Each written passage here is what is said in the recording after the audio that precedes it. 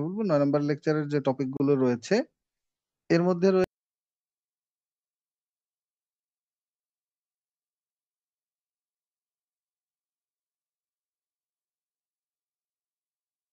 আসসালামু আলাইকুম প্রিয় চাকরি প্রত্যাশী সবাইকে স্বাগত জানাচ্ছি বিদ্যাবাড়ির পক্ষ থেকে। সাথে আছি আমি সাজ্জাদ হোসাইন।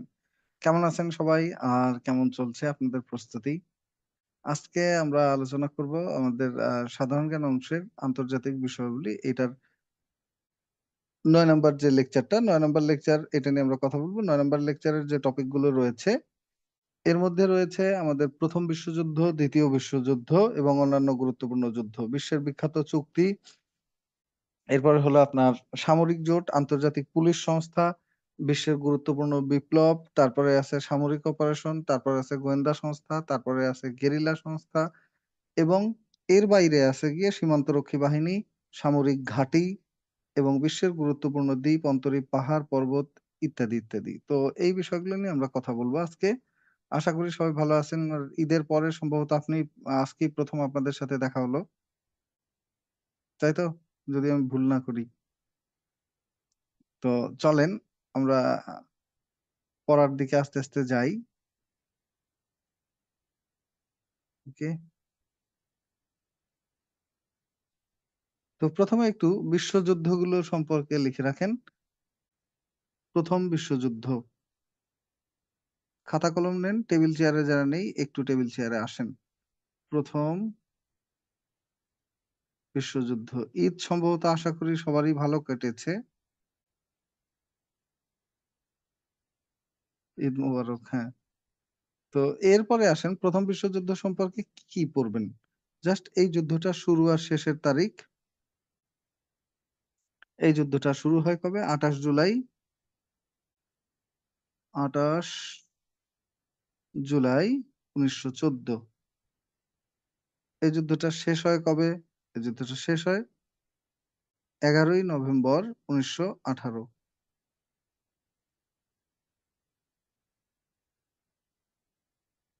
এই যুদ্ধের কারণ কি ছিল? এই যুদ্ধের কারণটা ছিল অস্ট্রিয়ার যুবরাজ ফার্ডিন্যান্ডের হত্যা। অস্ট্রিয়ার যুবরাজ ফার্ডিন্যান্ড তার হত্যা। অস্ট্রিয়ার যুবরাজ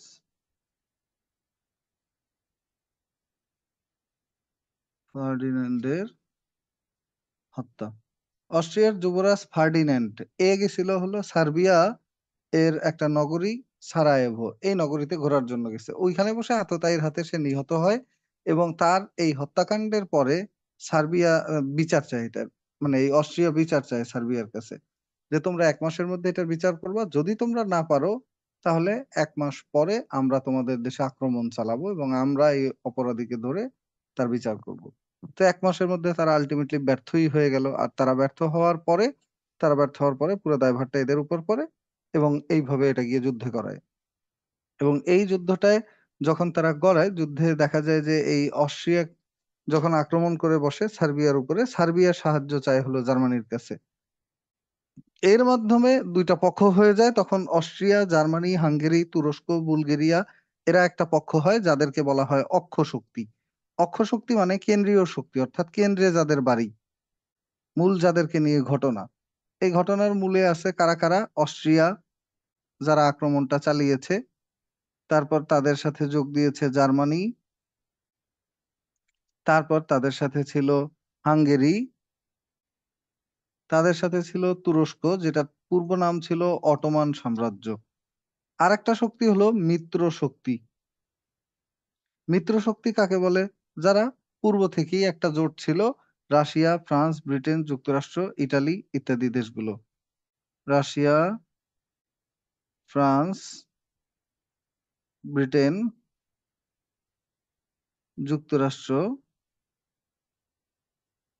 এবং ইটালি এই দেশগুলো। এরা হলো আপনার মিত্র শক্তি। মিত্র মানে এরা জোটবদ্ধ হয়েছিল একটা মৈত্রী চুক্তির মাধ্যমে। এইজন্য এদেরকে বলা হয় মিত্র শক্তি। মৈত্রী চুক্তি জিনিসটা কি? যে আমি আর আপনি চুক্তি করলাম যদি আমাদের ২ জনার যে কাউকে অন্য কেউ আক্রমণ করে, তাহলে আপনাকে যদি কেউ আক্রমণ করে আমি সাহায্য করব, আমাকে কেউ আক্রমণ করলে আপনি সাহায্য করবেন। এটাকে বলা হয় মৈত্রী চুক্তি। এবং এই চুক্তির মাধ্যমে যারা একত্র হয় তাদেরকে বলা হয় মিত্র শক্তি। আর অক্ষ শক্তি মানে কেন্দ্রের যে শক্তিগুলো ছিল তৎকালীন সময়ে।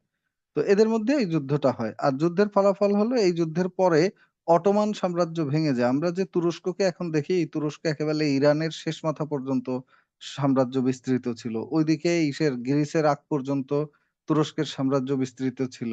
তো তুরস্ক অনেক বড় একটা সাম্রাজ্য ছিল এবং তার নাম ছিল মূলত তখন অটোমান সাম্রাজ্য। এবং এই অটোমান সাম্রাজ্য ভেঙে একটা স্বাধীন দেশ হয় তখন তুরস্ক। আর বাকি অঞ্চলগুলো ভাগ, ভাগ করে তারা আলাদা করে নতুন দেশ করে, আবার কোনগুলো করে ফেলে। এই হলো মোটামুটি ঘটনা। এবং এটার সাথে জড়িত আরেকটা জিনিস, যে এর পরে যে চুক্তিটা হয় সেই চুক্তির নাম দ্বিতীয় ভার্সাই চুক্তি। এই ১ম ভার্সাই চুক্তি, সরি। ১ম ভার্সাই চুক্তি। এই চুক্তির মাধ্যমে যুদ্ধ শেষ হয়। ১ম ভার্সাই চুক্তি এই যুদ্ধের সাথে রিলেটেড। গেল এটা। আর এই যুদ্ধের পরে আরেকটা ঘটনা, সেটা হলো এই যুদ্ধের পরে আমাদের যে জাতিপুঞ্জ গঠিত হয়েছিল। এই যুদ্ধ শেষ হওয়ার পরে বিশ্ব নেতৃবৃন্দকে নিয়ে একটা আন্তর্জাতিক সংগঠন গঠিত হয় যার নাম হলো জাতিপুঞ্জ। এই বিশ্ব শেষ হওয়া মানে যুদ্ধ শেষ হওয়ার পরে জাতিপুঞ্জ গঠিত হয়। এই যুদ্ধ শেষ হওয়ার পরে জাতিপুঞ্জ গঠিত হয়।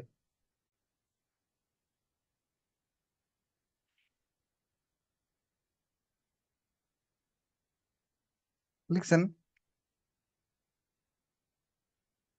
ওকে, গেল এই পর্যন্ত একটা ঘটনা।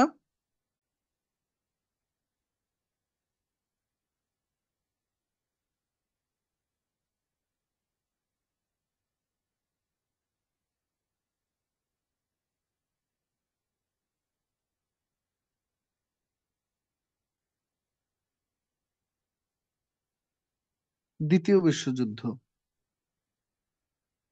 লেখেন দ্বিতীয় বিশ্বযুদ্ধ। তো দ্বিতীয় বিশ্বযুদ্ধ সম্পর্কেও দুইটা তারিখ, একটা হলো শুরু আর একটা শেষ।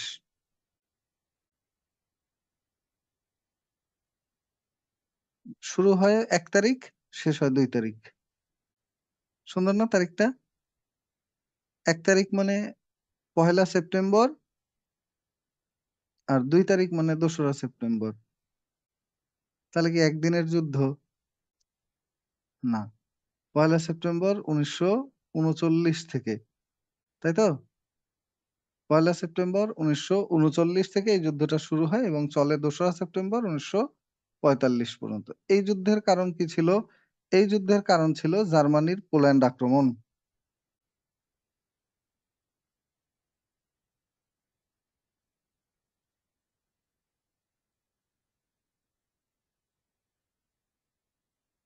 দেখছেন? এই যুদ্ধের কারণ কি ছিল? কারণ ছিল জার্মানির পোল্যান্ড আক্রমণ। জার্মানি হঠাৎ করে পোল্যান্ডে আক্রমণ করে এবং তখন ক্ষমতায় ছিল হিটলার। আক্রমণ করে পোল্যান্ডের একটা বন্দর নগরী ছিল, নাম হলো ডানজিগ বন্দর। এই বন্দরটা দখল করে নেয়।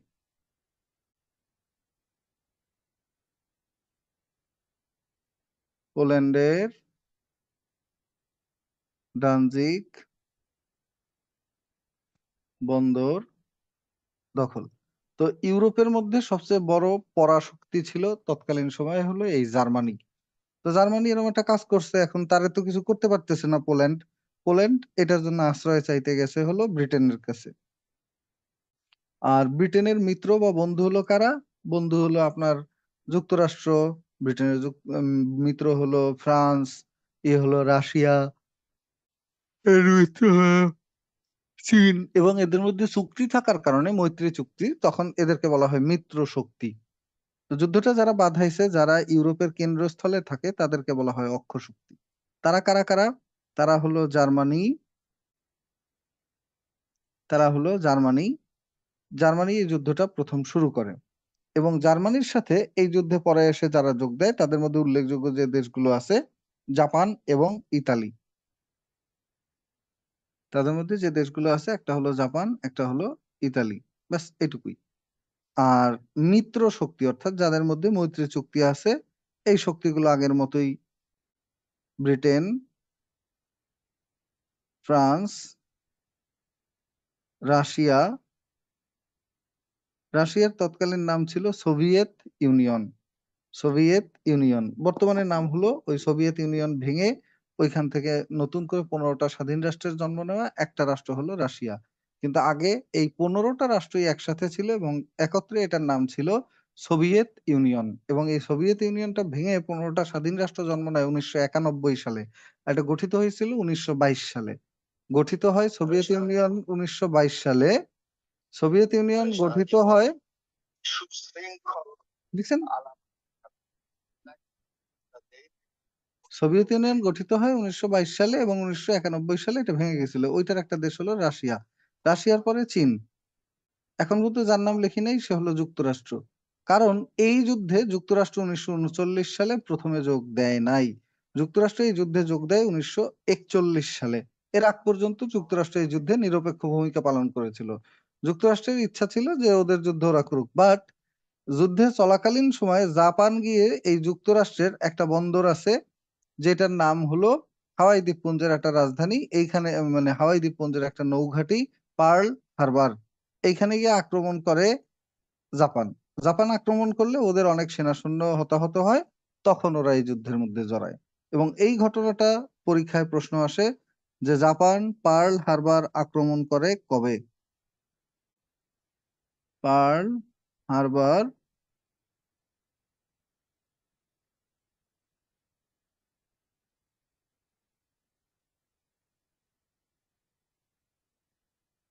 জাপান পার্ল হারবার আক্রমণ করে কবে? জাপান পার্ল হারবার আক্রমণ করে 7 ডিসেম্বর 1941। এই আক্রমণের পরে যুক্তরাষ্ট্র যুদ্ধে জড়ায়। আর এই পার্ল হারবার জায়গাটা হলো যুক্তরাষ্ট্রের হাওয়াই দ্বীপপুঞ্জের একটা নৌঘাঁটি। কোথায় অবস্থিত? হাওয়াই দ্বীপপুঞ্জ, যুক্তরাষ্ট্র। হাওয়াই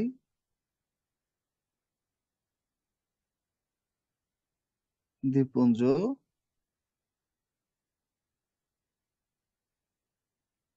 যুক্তরাষ্ট্র।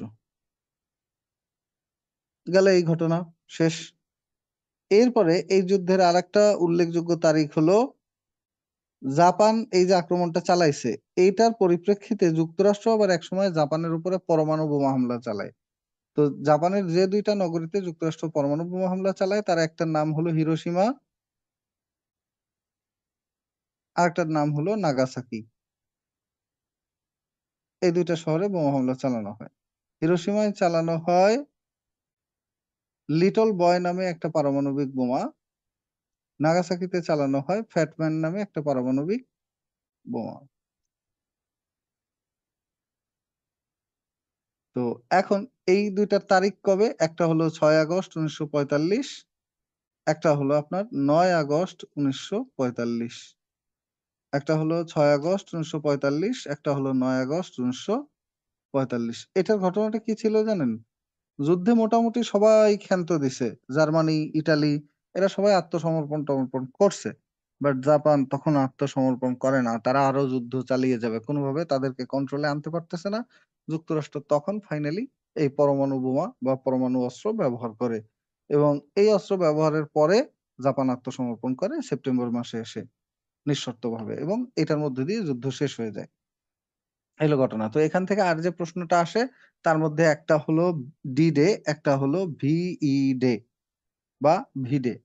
একটা হলো ভি ডে, একটা হলো ডি ডে। তো ভিই ডে মানে কি? Victory over Europe. ভিক্টোরি মানে বিজয়, ওভার ইউরোপ মানে ইউরোপের উপর বিজয় লাভ। এই বাহিনী, মিত্র বাহিনী ইউরোপের উপর বিজয় লাভ করে যেই দিন সেটাকে বলা হয় ভি ডে। এই তারিখটা হলো 6 জুন 1944। আরেকটা হলো ডি ডে। এই যে উল্টা লিখছি, একটু একটু একটু দাঁড়ান, না লিখলে ই করেন। এটা ডি ডে লেখেন, এটা হলো V day. V, sorry, V day, victory over Europe day. আর ডি ডে মানে যেই দিন হলো আপনার এদের সৈন্য নামানো হয় ইউরোপে, মিত্র শক্তির বিভিন্ন দেশের সৈন্যরা এসে ইউরোপে নামে প্লেন থেকে যেই দিন, সেটা হলো ডি ডে। আর ভিই ডে মানে ভিক্টোরি ওভার ইউরোপ, এটা হলো 1945 সালের 8 মে।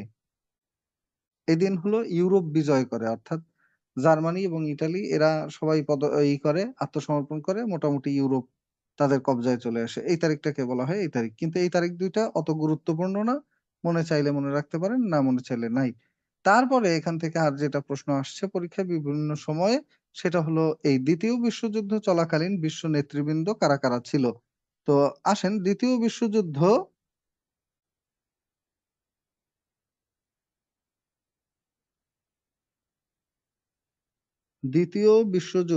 এটার মধ্যে নেতৃবৃন্দ লেখেন, বিশ্ব নেতৃবৃন্দ। এই যুদ্ধ চলাকালীন বিশ্ব নেতৃবৃন্দ, এটা নিয়ে পরীক্ষায় প্রশ্ন আসে। প্রথমে হলো যুক্তরাষ্ট্র। দ্বিতীয় বিশ্বযুদ্ধ চলাকালীন যুক্তরাষ্ট্রের প্রেসিডেন্ট ছিলেন কে? উত্তর, এই সময় যুক্তরাষ্ট্রের প্রেসিডেন্ট ছিলেন, একজনের নাম ফ্রাঙ্কলিন রুজভেল্ট, আরেকজনের নাম হ্যারি এস ট্রুম্যান।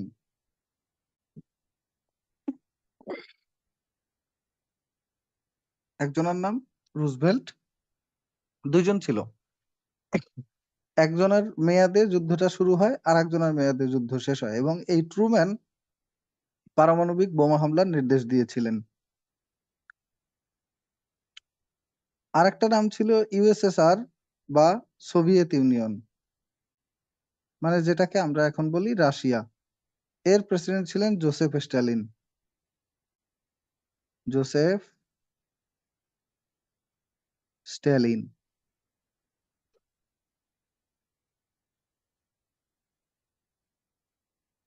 লিখছেন জোসেফ স্ট্যালিন। একটা হলো ইউএসএ, একটা হলো ইউএসএসআর, আর একটা হলো আমাদের যুক্তরাজ্য বা ইউকে বা ইউনাইটেড কিংডম।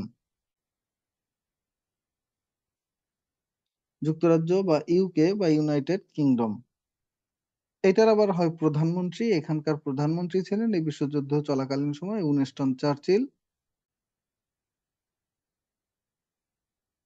এই উইনস্টন চার্চিল একজন ছিলেন রাজনীতিবিদ, কিন্তু তিনি 1953 সালে নোবেল পুরস্কার লাভ করেন সাহিত্যে।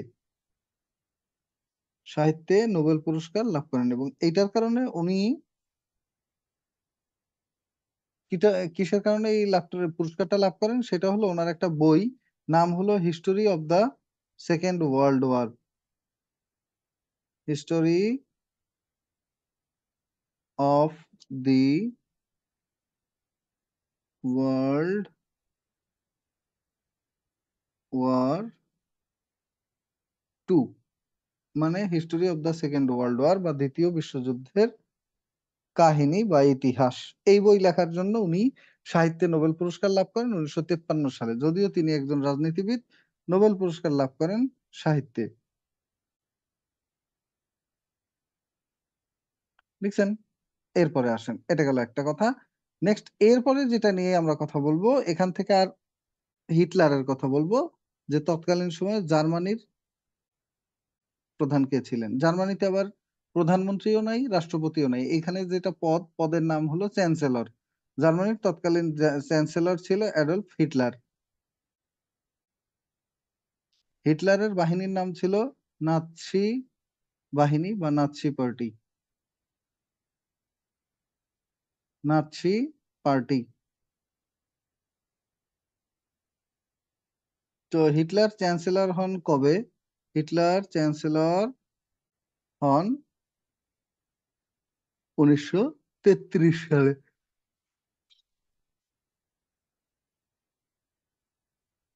হিটলারের একটা আত্মজীবনীমূলক গ্রন্থ আছে, এটার নাম অনেকবার বিভিন্ন পরীক্ষায় আসছে।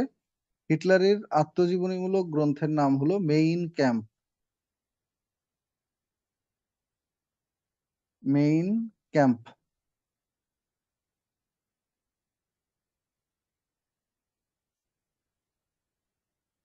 এটা হলো হিটলারের আত্মজীবনীমূলক একটা গ্রন্থ।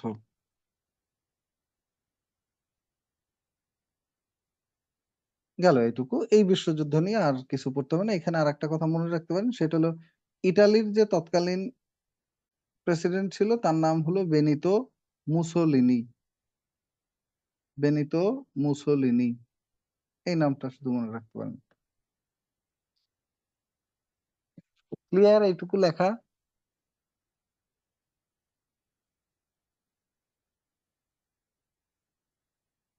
ক্লিয়ার?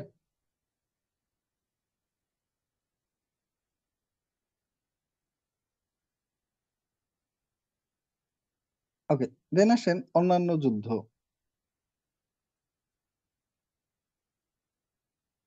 অন্যান্য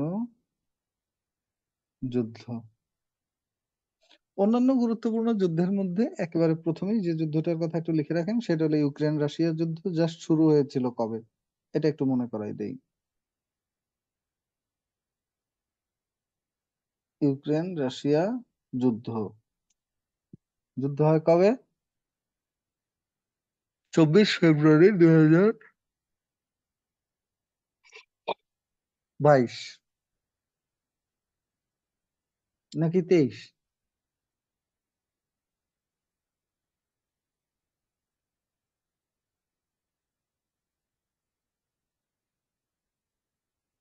24 ফেব্রুয়ারি 2022। 22 নাকি 23, আমি তো কনফিউজড হয়ে যাচ্ছি। 23ই ছিল বোধহয়। এই শুধু তারিখটা, ইউক্রেন রাশিয়া যুদ্ধের তারিখটা শুরু হয় কবে, এটা তো এখনো শেষ হয় নাই, চলমান আছে। তারপরে ওয়াটারলুর যুদ্ধ,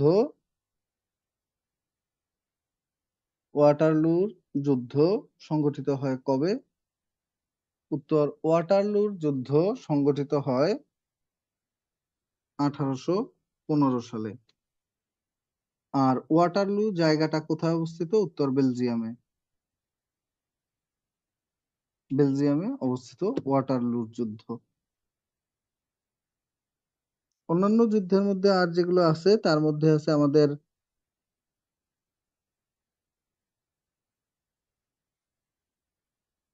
ক্রুসেড বা ধর্মযুদ্ধ, ক্রুসেড বা ধর্মযুদ্ধ। এই ক্রুসেড বা ধর্মযুদ্ধ যেটা আছে, ধর্মযুদ্ধটা এটা চলে 1095 থেকে 1291 পর্যন্ত। 1095 থেকে 1291 পর্যন্ত মুসলমান এবং খ্রিস্টানদের মধ্যে এই যুদ্ধটা চলমান থাকে। এরপর হলো পানিপথের যুদ্ধ। পানিপথের যুদ্ধ, পানিপথের যুদ্ধ হয় এ যাবৎকালে তিনটি। পানিপথের যে তিনটি যুদ্ধ হয় সেই তিনটি যুদ্ধের মধ্যে কি কি আছে? একটা হলো পানিপথের প্রথম যুদ্ধ, একটা হলো দ্বিতীয় যুদ্ধ, একটা হলো তৃতীয় যুদ্ধ। প্রথম যুদ্ধ হয় কত সালে? প্রথম যুদ্ধ হয় 1526 সালে, দ্বিতীয়টা হয় 1556 সালে, তৃতীয়টা হয় 1761 সালে। এই হলো আমাদের পানিপথের তিনটা যুদ্ধ। ওকে, এরপরে এই গেল তিন যুদ্ধ। তিন যুদ্ধ হলো, আর একটা হলো আমাদের পাক ভারত যুদ্ধ।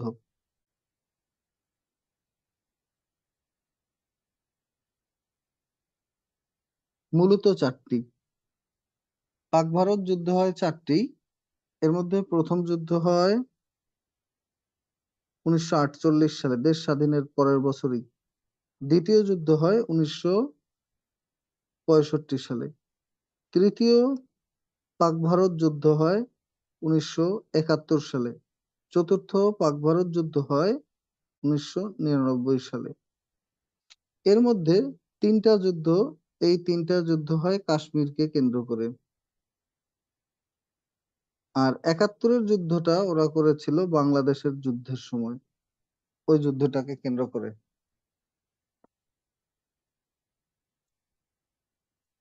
গেল।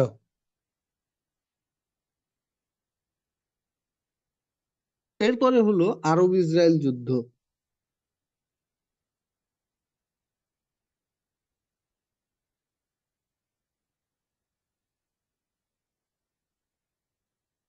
আরব ইসরায়েল যুদ্ধ হয়েছে যাবৎকালে চারটি। এবং এই চারটি যে আরব ইসরায়েল যুদ্ধ, এই চার আরব ইসরায়েল যুদ্ধের মধ্যে প্রথম যুদ্ধ হয়, প্রথম আরব ইসরায়েল যুদ্ধ হয় কত সালে? উত্তর, প্রথম আরব ইসরায়েল যুদ্ধ সংগঠিত হয় 1948 সালে। দ্বিতীয় আরব ইসরায়েল যুদ্ধ সংগঠিত হয় কত সালে? 1956 সালে। তৃতীয় আরব ইসরায়েল যুদ্ধ সংগঠিত হয় কত সালে? 1967 সালে। চতুর্থ আরব ইসরায়েল যুদ্ধ সংগঠিত হয় কত সালে? 1973 সালে। এবং এখানে কয়েকটা জিনিস মনে রাখবেন। তার মধ্যে একটা হলো 1948 সালে এই যুদ্ধের মধ্য দিয়ে ইসরায়েল স্বাধীন হয়। আর চতুর্থ আরব ইসরায়েল যুদ্ধ যেটা, এই যুদ্ধে আরবরা তেল অস্ত্র ব্যবহার করে।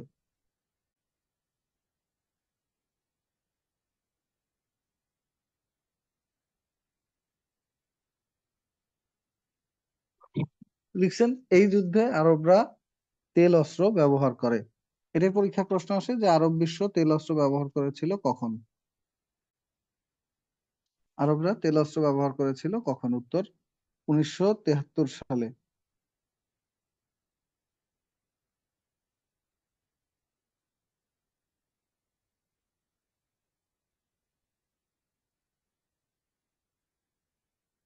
লিখছেন তো?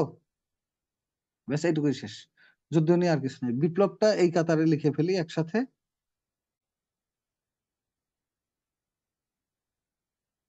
পাঁচটা বিপ্লব। প্রথম শুরুই হয় ফরাসি বিপ্লব দিয়ে। প্রথম শুরু হয় ফরাসি বিপ্লব। এরপরে হলো রুশ বিপ্লব। এরপর হলো ইরানের, না, চীনের সমাজতান্ত্রিক বিপ্লব বা চীনা বিপ্লব।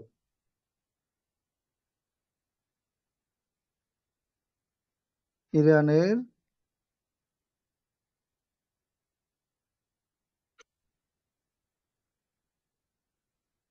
বিপ্লব।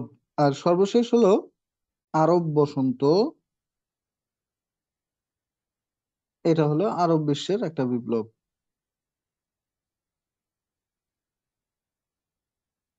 আর এরপর যেটা লিখবেন, আমাদের বাংলাদেশের মনসুন বিপ্লব।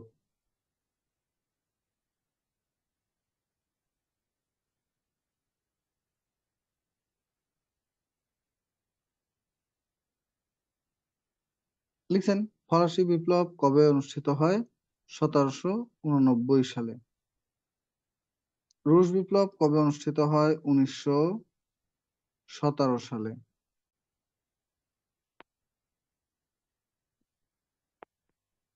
তারপর হলো আপনার চীনা বিপ্লব কবে সংগঠিত হয়? 1949 সালে। ইরানের বিপ্লব 1979 সালে। ইরানের ইসলামিক বিপ্লব হয় 1979 সালে। আরব বসন্তের সূচনা হয় কত সালে? উত্তর 2010 সালে। মনসুন বিপ্লব সংগঠিত হয় বাংলাদেশে 2024 সালে। এই কটা বিপ্লব কোনটা কবে সংগঠিত হয় এইগুলোর নাম মনে রাখবেন। আর এই বিপ্লবের ফলাফল কি? ফরাসি বিপ্লবের ফলে এর রাজতন্ত্রের পতন ঘটে ফ্রান্সে। হ্যাঁ, এবং রাজা ষোড়শ লুই এর পতন ঘটে। ষোড়শ লুই এর পতন ঘটে। রুশ বিপ্লব 1917 সালে হয়। রুশ বিপ্লবের ফলে কি হয়? রাশিয়ায় সমাজতন্ত্র প্রতিষ্ঠিত হয়। সমাজতন্ত্র প্রতিষ্ঠিত হয়। সেম ঘটনা চীনের ক্ষেত্রেও। চীন এবং রাশিয়ার একই কথা। এদের এই বিপ্লবের মধ্য দিয়ে এদের সমাজতন্ত্র প্রতিষ্ঠিত হয়। আর ইরানি বিপ্লব দিয়ে ইরানে ইসলামিক প্রজাতন্ত্র প্রতিষ্ঠিত হয়।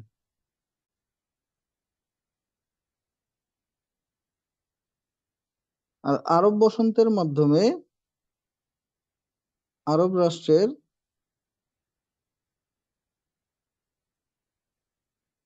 আরব রাষ্ট্রের সরকার পতন। মনসুন বিপ্লব বাংলাদেশে। ক্লিয়ার হলে এটুকু বলেন, তাহলে আমরা সামনে যাই। Just a minute. এটুকু ক্লিয়ার হলে বলেন, তারপর সামনে যাব আমরা। নেক্সট যুদ্ধ এবং বিপ্লব সম্পর্কে শেষ। এরপর বিশ্বের গুরুত্বপূর্ণ চুক্তিগুলো নিয়ে আমরা কথা বলি, চলেন। ক্লিয়ার হলে একটু সি লিখে দেন, তারপরে ফিরছি।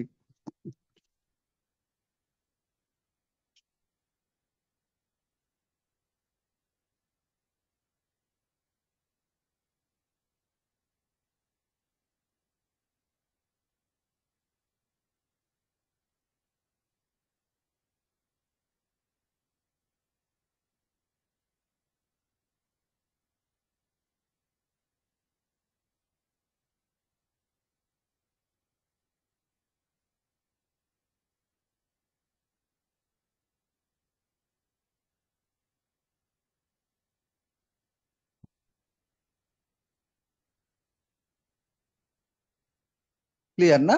এরপরে আসেন বিপ্লবের পরে যে চুক্তিগুলো সম্পর্কে আমরা লিখবো, সেই চুক্তিগুলোর মধ্যে উল্লেখযোগ্য চুক্তি কি কি দেখেন। ছোট ছোট লাভ দুইটা আসছে কই থেকে?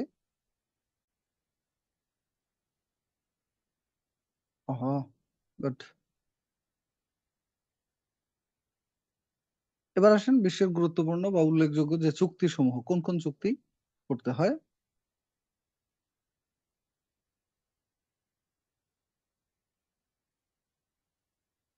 1 নম্বরে হলো আমাদের উম, উম, উম, অস্ত্র সংক্রান্ত চুক্তি। তো এখানে আজকের টপিক অস্ত্র সংক্রান্ত চুক্তির মধ্যে যেগুলো আছে, 1 নম্বরে লিখবেন ক্যাম্প ডেভিড চুক্তি।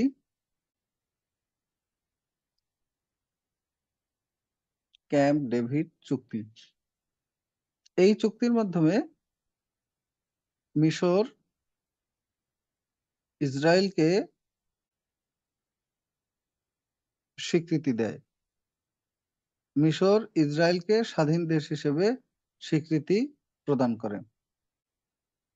চুক্তিটা হয় কত সালে? ক্যাম্প ডেভিড চুক্তি। ক্যাম্প ডেভিড হয় 1978 সালে। এই চুক্তিটা ছিল, ধরেন ঘটনাটা এরকম যে এই হলো আপনার ই কি বলে এটাকে যেন, ফিলিস্তিন। এই ছিল রাষ্ট্রটা। তো এইখানে কিছু ইহুদিদের থাকতে দেওয়া হয় প্রথম দিকে। তো থাকার পরে ওরা আস্তে আস্তে এইসব এলাকায় ছড়িয়ে ছিটিয়ে যায়। একটা সময় এসে ওরা পুরো এলাকাটা এরকম দখল করে নেয়। নিতে নিতে নিতে নিতে এখনকার সময়ে বা বর্তমান প্রেজেন্ট টাইমে যেটা হয়েছে, যে এই দুই পারে শুধু দুইটা জায়গা ফাঁকা আছে, আর বাকি সবকিছু এখন ইসরায়েল হয়ে গেছে। কতটুকু জায়গা দেখেন, আমি দেখাই। হুম, যা, এই দেখেন বর্তমানে এইটার নাম হলো পশ্চিম তীর, আর এই পাশে আছে, এইটা হলো সরি, ডান পাশেরটা হলো পশ্চিম তীর, আর এইটার নাম হলো গাজা। এই বাম পাশে যে জায়গাটুকু দেখতেছেন, এই জায়গাটার নাম হলো গাজা। আর এছাড়া বাকি পুরো দেশ এখন বর্তমানে নাম ইসরায়েল। তো শুরুটা ছিল এইভাবে যে ওরা এসে এখানে বসবাস শুরু করে, তারপরে অর্ধেক জায়গা 50% ওদের দেয়, 50% এদের দেয়, এবং এটা রেজুলেশনটা দিয়েছিল জাতিসংঘ। তো দেওয়ার পরে আরব দেশের মধ্যে এরকম একটা দেশ বানাই দিয়ে গেল। এটা আরব বিশ্বের লোকজনগুলো মেনে নিলে তো খারাপই দেখায়, তাই না? তো ওই সময় কোনো দেশ এদের স্বীকৃতি দিচ্ছিল না। এরকম একটা মুহূর্তে এটা ইসরায়েল প্রতিষ্ঠার পেছনের যে ঘটনা, দুইটা ঘটনা একটু লিখে রাখেন। একটা হলো বেলফোর ঘোষণা। বেলফোর ঘোষণা 1917 সালে ব্রিটেনের পররাষ্ট্রমন্ত্রী স্যার আর্থার বেলফোর বলেন যে আমরা ইহুদিদের থাকার জন্য একটা আলাদা স্বাধীন দেশ করে দিব। এই ঘোষণায় তার এই কথা লেখা ছিল। তো 71 লিখছি কেন, 17, 17 বলি একটা, লেখি আর একটা, দেখছেন? 1917 সালে বেলফোর ঘোষণা হয়। তো এই ঘোষণা অনুযায়ী স্বাধীন ইসরায়েল রাষ্ট্র প্রতিষ্ঠিত হয় 1948 সালে। কিন্তু ঝামেলা হলো ইসরায়েল প্রতিষ্ঠার পরে 1948 সালে তাকে শুধু একটা মুসলমান দেশ স্বীকৃতি দিয়েছে। সেই দেশের নাম হলো তুরস্ক। কেন? কারণ তুরস্ক তখন ন্যাটোর সদস্যপদ নেওয়ার জন্য চেষ্টা করতেছিল। এই ন্যাটোর সদস্যপদ নিতে আমেরিকাকে খুশি করতে তারা তখন ইসরায়েলকে স্বীকৃতি দেয়। এরপরে এসে এই মিশর 1978 সালে আরব দেশ হিসেবে ইসরায়েলকে স্বীকৃতি দেয়। তুরস্ক আরব দেশ না, সে হলো মুসলমান দেশ। আর মিশর হলো আরব দেশ। তো প্রথম আরব দেশ হিসেবে মিশর স্বীকৃতি প্রদান করে যে হ্যাঁ, ইসরায়েল যেভাবে বানাইছে রাষ্ট্রটা, যাই বানাক না কেন, এটা একটা স্বাধীন রাষ্ট্র, আমরা এটা স্বীকৃতি প্রদান করলাম। আমাদের যেহেতু প্রতিবেশী, সে ঠিকঠাকই করছে। এটার ফলে কি হয়, মিশরের প্রেসিডেন্টকে তার পরের বছর অর্থাৎ 1979 সালে শান্তিতে নোবেল পুরস্কার দেওয়া হয়। আনোয়ার সাদাত ওনার নাম। এবং উনি হলো প্রথম মুসলিম মনীষী যিনি শান্তিতে নোবেল পুরস্কার লাভ করেন। এইটা হলো একটা চুক্তি, ক্যাম্প ডেভিড চুক্তি। এর বাইরে আর যে চুক্তিগুলো পড়বেন, তার মধ্যে উল্লেখযোগ্য চুক্তি হলো আমাদের সিটিবিটি, এনপিটি। সিটিবিটি একটা, আর একটা হলো এনপিটি।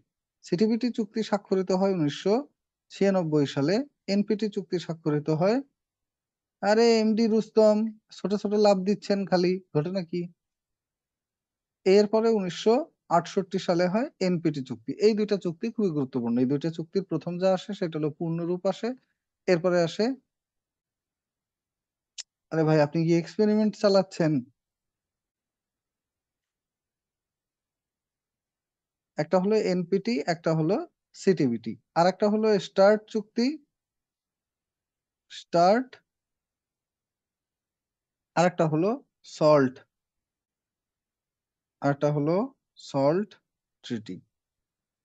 তো এর মধ্যে স্টার্ট ট্রিটি যেটা, এটা হয় 1991 সালে, এবং 2010 সালে হয় আর একটা নতুন স্টার্ট বা নিউ স্টার্ট, এটা মনে রাখবেন। আর সল্ট যে চুক্তিটা, এটা হয় একটা 1972 সালে, একটা হয় 1979 সালে। এখন এই চুক্তি কয়টার পূর্ণরূপ জেনে রাখতে হবে, যেটা পরীক্ষায় সচরাচর আসে। প্রথমটা হলো সিটিবিটি, এটার পূর্ণরূপ লেখেন comprehensive test ban treaty. Comprehensive test ban treaty, comprehensive test ban treaty. এরপর NPT, nuclear non proliferation treaty, nuclear non proliferation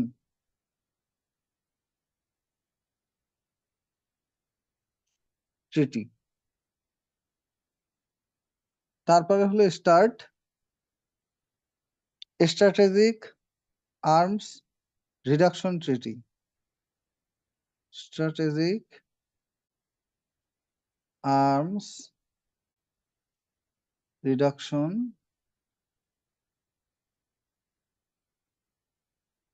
ট্রিটি, স্ট্র্যাটেজিক আর্মস রিডাকশন ট্রিটি, মানে কৌশলগত অস্ত্র হ্রাস চুক্তি, কৌশলগত অস্ত্র হ্রাস চুক্তি।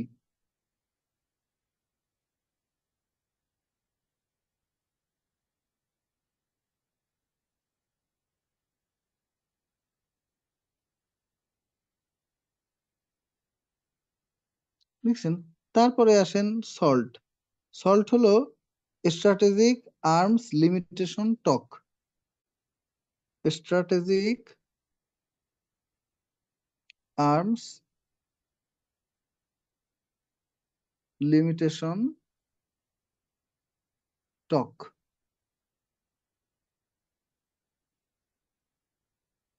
স্ট্র্যাটেজিক আর্মস লিমিটেশন টক। জি বলেন। আসসালামু আলাইকুম স্যার। ওয়ালাইকুম আসসালাম।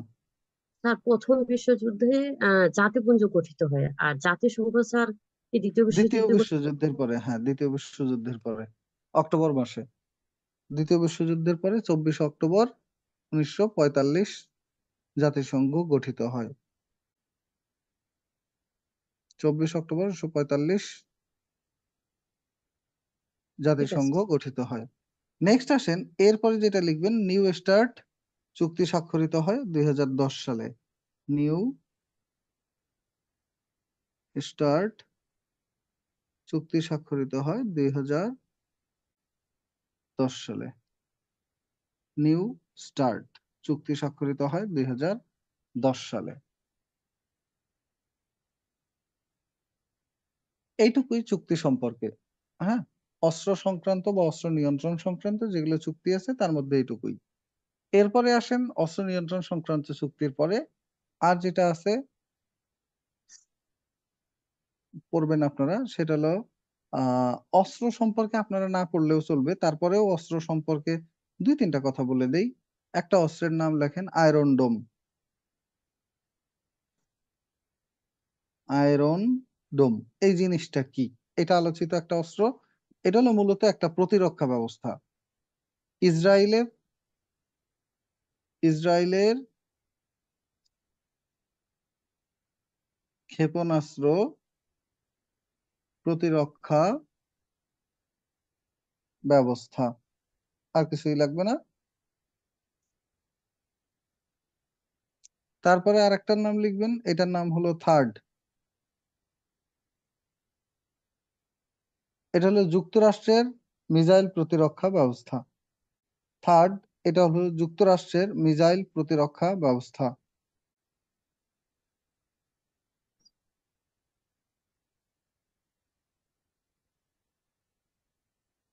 মিসাইল মানে হলো এই যে ক্ষেপণাস্ত্র, এই মিসাইল আর ক্ষেপণাস্ত্র এক কথাই, প্রতিরক্ষা ব্যবস্থা, ব্যাস এটুকুই। আর ড্রোন হলো, সরি, ড্রোন এটা হলো চালকবিহীন বোমারু বিমান। চালকবিহীন বোমারু বিমান। চালকবিহীন বোমারু বিমান।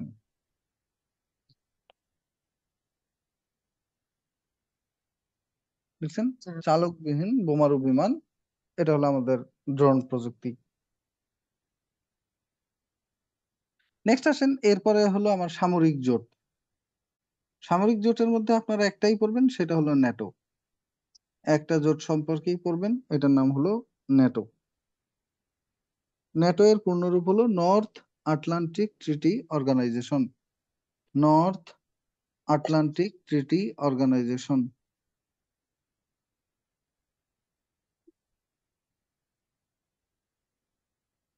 North Atlantic treaty organization. Bangla বললে হয় উত্তর আটলান্টিক চুক্তি সংস্থা। এটা বাংলাটাও লিখে রাখেন, মাঝে মাঝে বাংলায় এই প্রশ্নটা আসে যে উত্তর আটলান্টিক চুক্তি সংস্থা কবে গঠিত হয়। তো এটা দেখে অনেকে আবার চিনে না, তখন তখন ন্যাটো মানে যে এই বাংলায় এটা হয়, এটা অনেকে জানে না। উত্তর আটলান্টিক চুক্তি সংস্থা। এতক্ষণ যে চুক্তিগুলোর নাম আমরা লিখে আসছি, আগের চুক্তিগুলো ছিল নিরস্ত্রীকরণ চুক্তি। আগের এই চুক্তিগুলো ছিল নিরস্ত্রীকরণ চুক্তি, মানে অস্ত্র হ্রাস বা অস্ত্র কমানো বা একেবারে অস্ত্র সব ধ্বংস করে দেওয়া, এই ধরনের চুক্তি। আর ন্যাটো হলো এমন একটা চুক্তি যেটা সামরিকীকরণ চুক্তি, অর্থাৎ একটা সামরিক বাহিনী গঠনের জন্য তারা এই চুক্তিটা করেছিল। অর্থাৎ ইউরোপের প্রতিরক্ষার জন্য এমন একটা বাহিনী থাকবে যেটা ইউরোপের সকল দেশে কাজ করবে, কিন্তু ওই বাহিনীটাকে ফান্ডিং বা টাকা পয়সাও দিবে ইউরোপের সব দেশ মিলেমিশে। ওকে, তো এরপরে আসেন যেটা নিয়ে আমরা কথা বলছিলাম, নর্থ আটলান্টিক ট্রিটি অর্গানাইজেশন বা চুক্তি সংস্থা গঠিত হয় কবে? গঠিত হয় 4 এপ্রিল 1949। সদর দপ্তর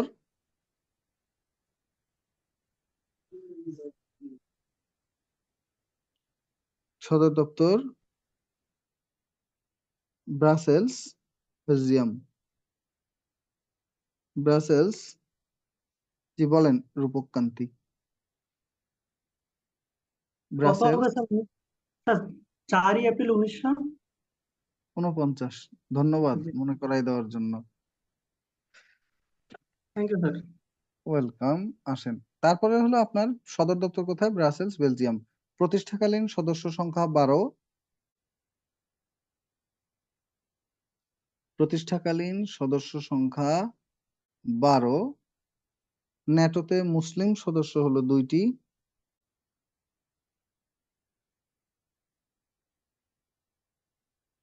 কারা কারা এই 2 সদস্য? একটা হলো আলবেনিয়া, একটা হলো তুরস্ক। একটা হলো আলবেনিয়া, একটা হলো তুরস্ক। এই দুইটা হলো ন্যাটোর মুসলিম সদস্য।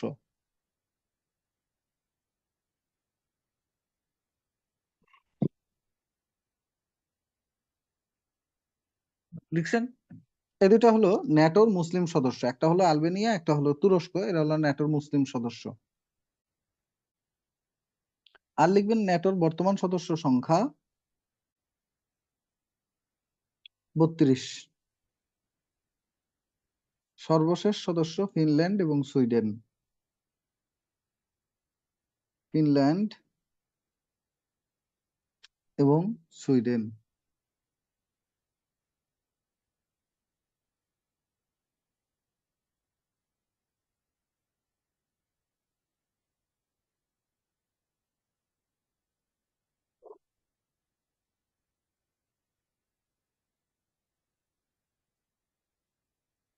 আর একটা জিনিসের নাম লিখে রাখেন, সেটা হলো ওয়ারশ প্যাক্ট। 1955 সালে হয় ওয়ারশ প্যাক্ট। 1955 সালে। সমাজতান্ত্রিক দেশগুলোর মধ্যে সামরিক চুক্তি। সমাজতান্ত্রিক দেশগুলোর মধ্যকার চুক্তি।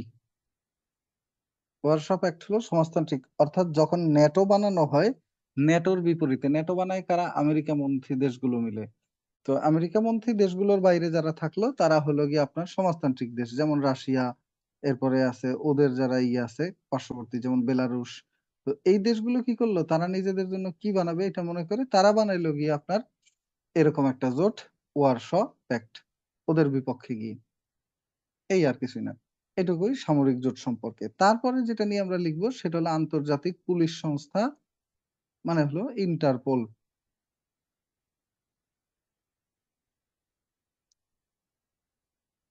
আন্তর্জাতিক পুলিশ সংস্থা, ইংরেজি নাম হলো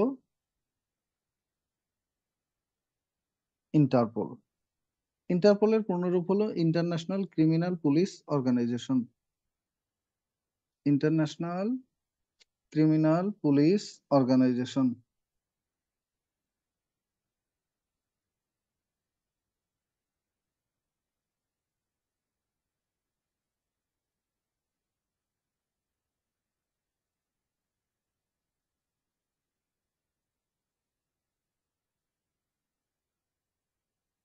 লিখছেন? ইন্টারন্যাশনাল ক্রিমিনাল পুলিশ অর্গানাইজেশন বা ইন্টারপোল। ইন্টারপোল গঠিত হয় কত সালে? ইন্টারপোল গঠিত হয় 1923 সালে। সদর দপ্তর ফ্রান্সের লিও।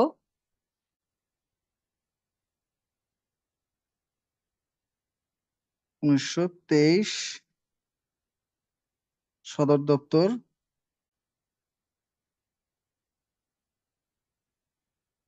লিও, ফ্রান্স। আর পূর্বের সদর দপ্তর ছিল Vienna, Austria.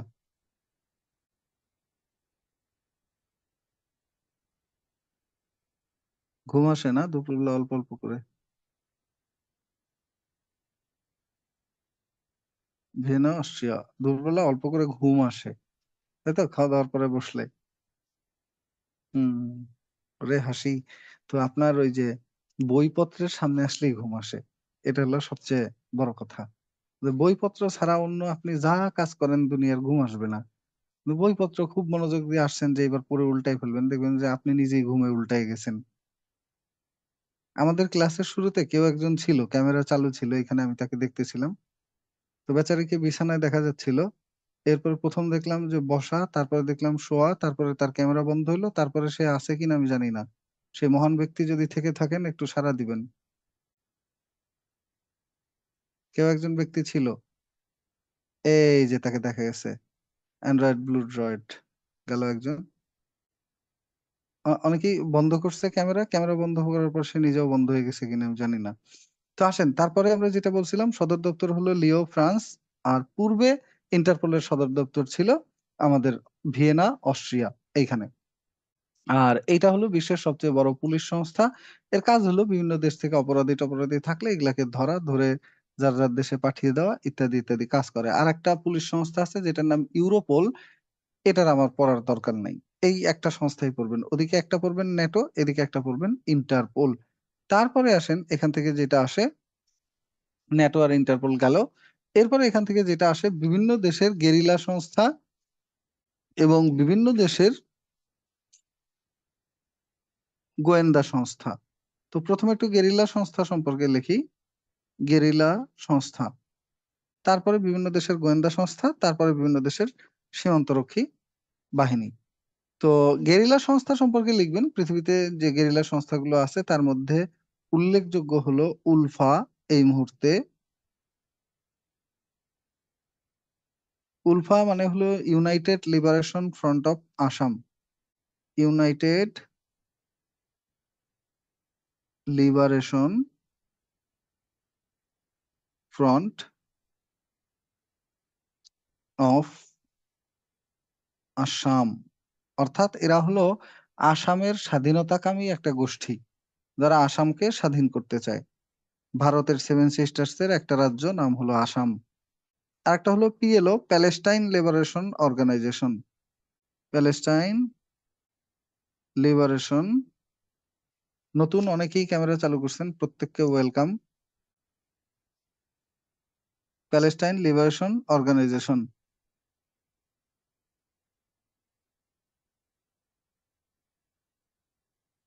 Organisation Palestine Liberation. Harun ভাই, আপনাকে তো সুন্দর, আমি টেবিলে বসছেন তো বোঝাই যাচ্ছিল না। খাদিজা আপু খুলছেন, নিবেদিতা আপু, আচ্ছা, লাইলাতুল মেওয়া। হ্যাঁ, আপনার নাম রাখছে কে? মেওয়া যেন সবুরে মেওয়া ফলে। আপনি কি সবুরের ফলে ভুলছিলেন? Just kidding. আসেন, প্যালেস্টাইন লিবারেশন অর্গানাইজেশন একটা হলো উলফা, আর এখান থেকে যেটার কথা পড়বেন সেটা হলো আপনার জেকেএলএমএফ। এলএমএফ না, JKLF. JKLF, Jammu Kashmir liberation front. এরা হলো কাশ্মীরের স্বাধীনতা চায়। Jammu Kashmir liberation front, Jammu Kashmir liberation front, Jammu Kashmir liberation front. এরা মূলত কাশ্মীরের স্বাধীনতাকামী গোষ্ঠী। তারপরে হলো আমাদের যে মায়ানমারে একটা স্বাধীনতাকামী গোষ্ঠী আছে, তাদের নাম হলো ARSA, Arakan Rohingya salvation army. Arakan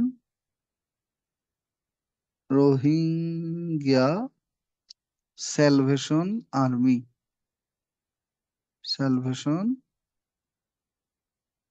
army.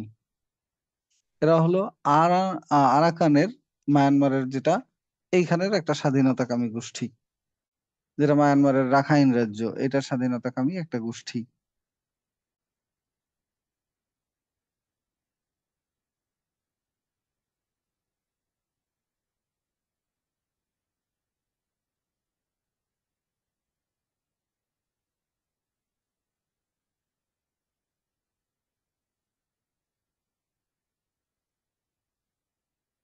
দেখছেন?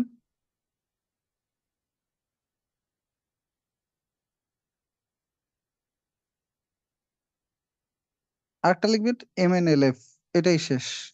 এমএনএলএফ হলো মরো ন্যাশনাল লিবারেশন ফ্রন্ট, মরো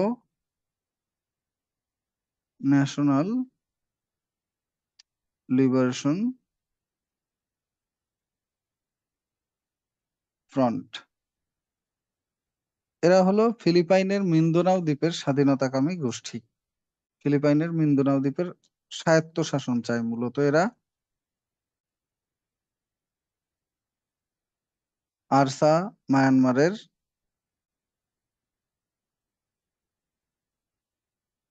জেকেএলএফ জম্মু কাশ্মীর। জম্মু কাশ্মীর বলতে কি, কাশ্মীর নাম তো শুনছেন অবশ্যই, পৃথিবীর ভূস্বর্গ বলা হয়। পুরুষ লোকজন এখানে কম না হলে একটা লোভ দেখাইতাম যে কাশ্মীরের মহিলারা খুবই সুন্দরী হয়, পৃথিবীর সবচেয়ে সুন্দরী মহিলারা বিলংস টু কাশ্মীর। বুঝছেন না, পাকিস্তান ভাগ হওয়ার সময় এই ক্ষতি হয়ে গেছে বাংলাদেশের। এটা বলতাম পুরুষ লোকজন থাকলে, যেহেতু অল্প দুই চারজনকে দেখা যাচ্ছে, বাকি পুরুষ লোকরা পর্দায়, বলে লাভ নাই। বুঝছেন, কাশ্মীরকে বলা হয় ভূস্বর্গ, পৃথিবীর মধ্যে সবচেয়ে সুন্দর পরিবেশ আর কি ওইখানে। তো এই কাশ্মীরটা তিনটা ভাগে ভেঙে গেছে দেশ ভাগের পরে। একটা ভাগের নাম জম্মু কাশ্মীর, এটা আছে কাদের দখলে? এটা আছে গিয়ে আপনার ভারতের দখলে। আর পাকিস্তানের দখলে কাশ্মীরের যে অংশ, এটার নাম আজাদ কাশ্মীর। আর একটা অংশ চীনের দখলে, এটার নাম আকসাই চীন, কাশ্মীরেরই একটা অংশ। কাশ্মীর পুরা এলাকাটা তিনটা ভাগে ভাগ হয়ে গেছে এখন, চীনের কাছে কিছু, ভারতের কাছে কিছু আর পাকিস্তানের কাছে কিছু। পিএলও এরা হলো ফিলিস্তিন, এইখানে স্বাধীনতার যুদ্ধ করতেছে, প্যালেস্টাইন লিবারেশন অর্গানাইজেশন। আর উলফা হলো ভারতের আসামের স্বাধীনতাকামী গোষ্ঠী। এই কটা পড়লেই চলবে। জঙ্গি গোষ্ঠীর নাম মনে রাখবেন? মনে হয় না জঙ্গি নিয়ে আর কোনোদিন পরীক্ষায় প্রশ্ন দিবে, আপাতত বর্তমান প্রেক্ষাপটে দেওয়ার সম্ভাবনা নাই বললেই চলে। জঙ্গি কাকে বলে? যারা এই গেরিলাদের মতোই কাজ করে কিন্তু মুসলমান, এই আর কিছুই না, এগুলো জঙ্গি, ব্যাস এটুকুই। তো এরকম জাস্ট কাদের নাম মনে রাখবেন দেখেন। 1 নম্বরে হলো আল কায়দা, আল কায়দা পাকিস্তান। এরপরে হলো আপনার আইএস,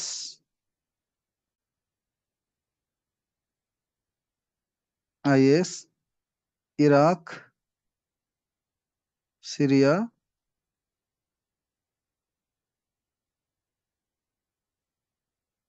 লেবানন, এই অঞ্চলগুলোতে এদের বসবাস। কুর্দি জাতি গোষ্ঠী, এরা জঙ্গি না, জঙ্গিদের মতোই। ইরাক, সিরিয়া এবং তুরস্ক, এই সীমান্তের মাঝামাঝি জায়গায় এই জনগোষ্ঠীর বসবাস। লিখছেন?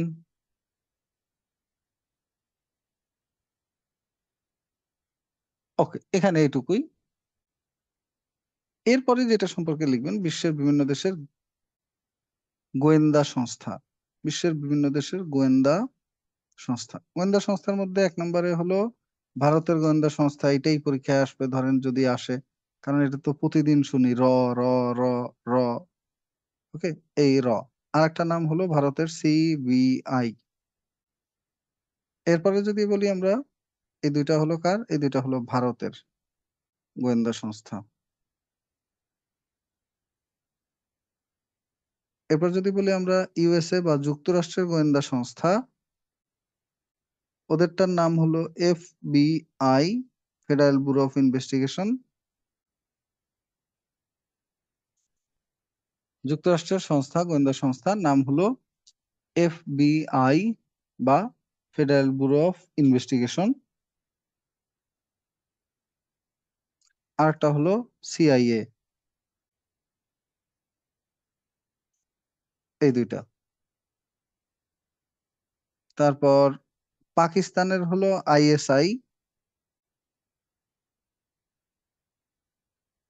আইএসআই, এটা হলো পাকিস্তানের। যুক্তরাজ্যের হলো SIS,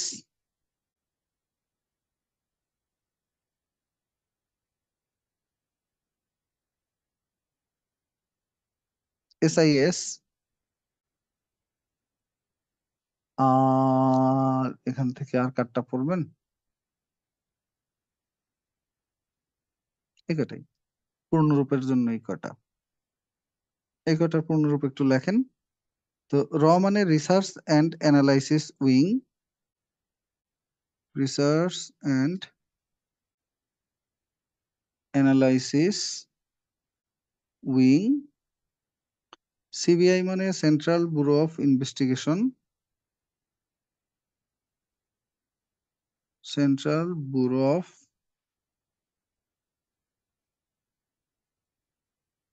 investigation. FBI, federal bureau of investigation, federal bureau of investigation. তারপরে হলো CIA, central intelligence agency, central intelligence agency. ISI, inter services intelligence. এই ইন্টেলিজেন্স গুলো হলো মূলত সরকারি সংস্থা বা সরকারের গোয়েন্দা সংস্থা। আর আপনার গেরিলা সংস্থাগুলো হলো ওই দেশের মধ্যে কিছু মানুষজন মিলে একটা সশস্ত্র গোষ্ঠী খুলছে যারা স্বাধীনতার জন্য যুদ্ধ করে সরকারি বাহিনীর বিরুদ্ধে বা সেনাবাহিনীর বিরুদ্ধে। আসসালামু আলাইকুম সশস্ত্র গোষ্ঠী। ওয়ালাইকুম আসসালাম, বলেন। স্যার, এই মোসাদ এটা কি পড়া যাবে? যেটা পড়ালেখা বলতেছি এটা পূর্ণরূপ বলতেছি, বলছেন ভালো কথা, সেগুলো বলবো একটু। ঠিক আছে, ধন্যবাদ। তো এসআইএস, সিক্রেট ইন্টেলিজেন্স সার্ভিস, এটা হলো যুক্তরাজ্যের সিক্রেট ইন্টেলিজেন্স সার্ভিস। এই কয়টা হলো পূর্ণরূপ পড়বেন। আর যাদের পূর্ণরূপ পড়া লাগবে না, শুধু গোয়েন্দা সংস্থার নাম পড়বেন, এরকম দেশের মধ্যে আছে 1 নম্বরে ইসরায়েল, 2 নম্বরে হলো রাশিয়া। এদের গোয়েন্দা সংস্থার নামের পূর্ণরূপ লাগবে না। একটা হলো মোসাদ, একটা হলো আমান। রাশিয়ার গোয়েন্দা সংস্থা নাম হলো কেজিবি। কেজিবি, এটা হলো রাশিয়ান গোয়েন্দা সংস্থা, কেজিবি। আর ইরানের গোয়েন্দা সংস্থা নাম হলো ভেভাক। ভেভাক।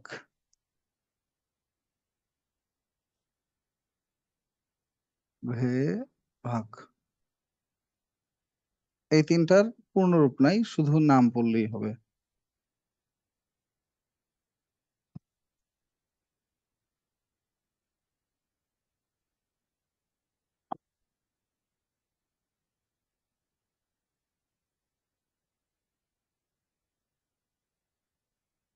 ওকে, তো নেক্সট আসে, এরপরে আমরা যেটা নিয়ে কথা বলবো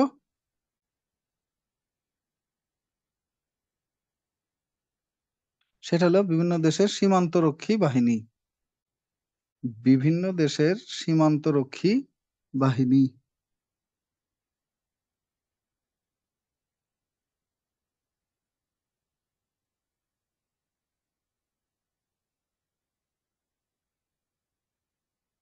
সীমান্তরক্ষী দুইটা দেশেরটা পড়বেন, শুধু বাংলাদেশের তার একটা। বিজিবি, বিজিপি, আর হলো বিএসএফ। তো বিজিবি হলো border guard Bangladesh,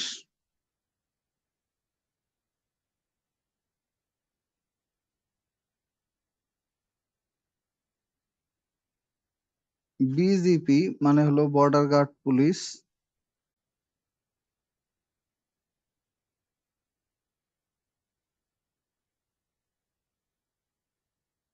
BSF border security forces. Border security forces, এটা হলো বিএসএফ। আর বিজিপি বর্ডার গার্ড পুলিশ, আর BGB border guard Bangladesh. Border guard Bangladesh.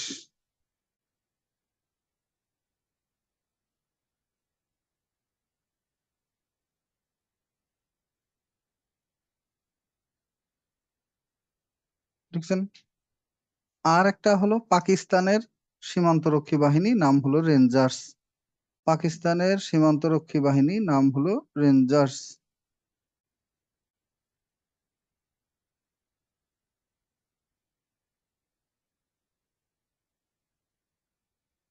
সীমান্তরক্ষী বাহিনীর নাম হলো রেঞ্জার্স।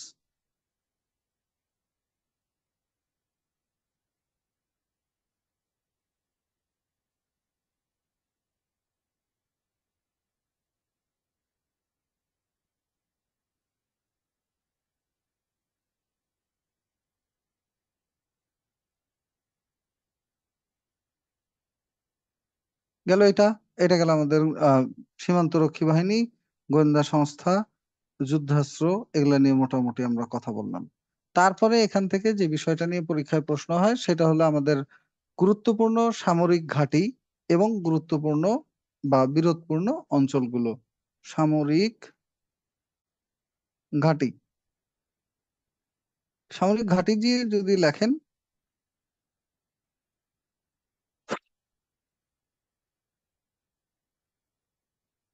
যুক্তরাষ্ট্রের সামরিক ঘাঁটি আছে কোথায় দেখেন?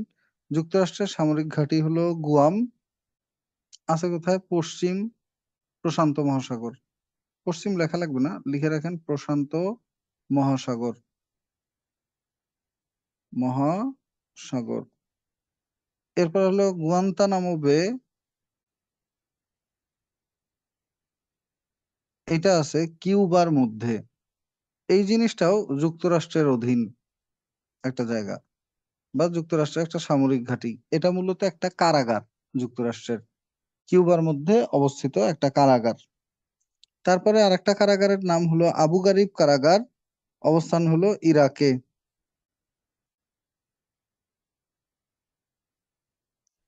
এটার নাম লিখবেন কারাগার।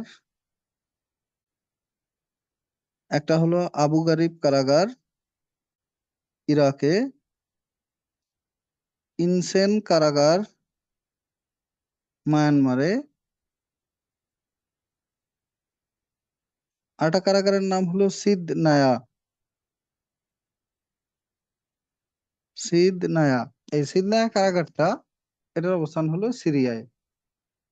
এখানে মাত্র 30,000 বন্দী পাওয়া গেছে একটা কারাগারের মধ্যে, এবং তাদের মধ্যে অনেক বন্দীদেরকে জানুয়ারি মাসে বের করা সম্ভব হয়েছে।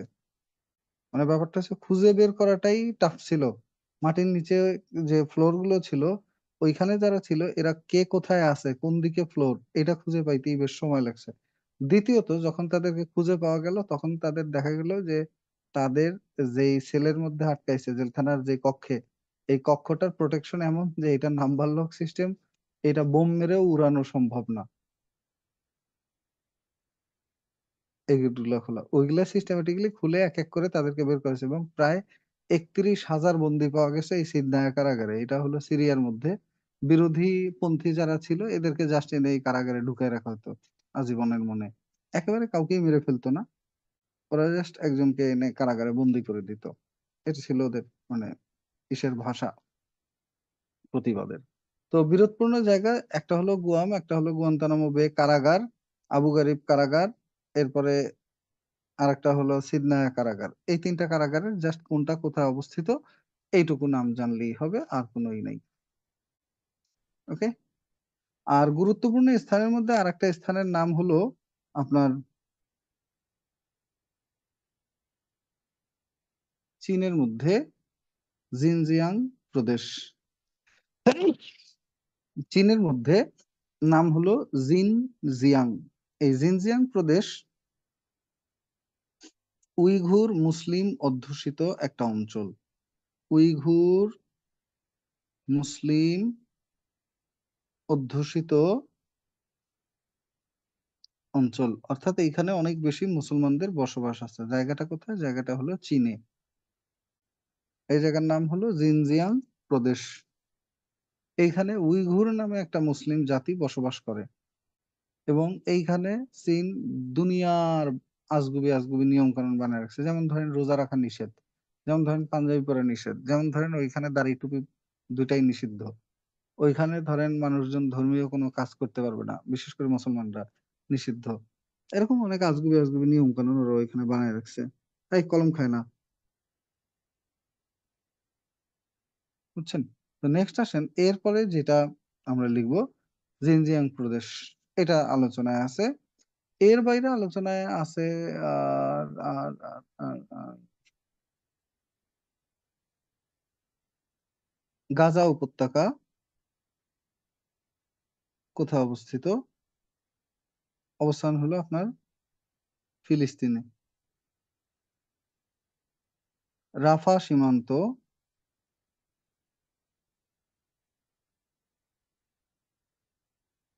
ফিলিস্তিন ও মিশরের মধ্যবর্তী অঞ্চল।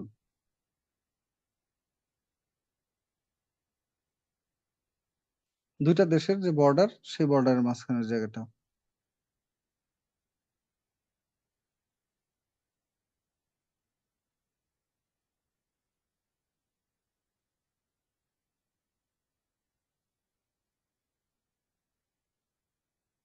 ক্লিয়ার? এরপরে আছে আমাদের দ্বীপ, সাগর, মহাসাগর, এরপর প্রণালী, অন্তরীপ ইত্যাদি ইত্যাদি। তো প্রথমে আসেন দ্বীপ। প্রথমে আসেন দ্বীপ।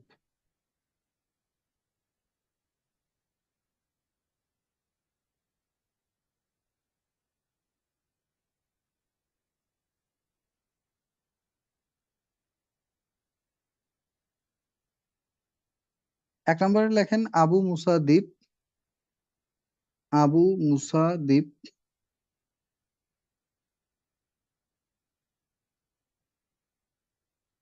দ্বীপ, এটা নিয়ে বিরোধ আছে ইরান ও সংযুক্ত আরব আমিরাত।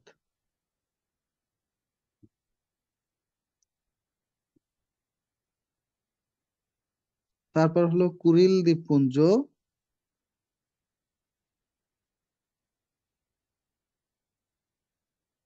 জাপান ও রাশিয়া।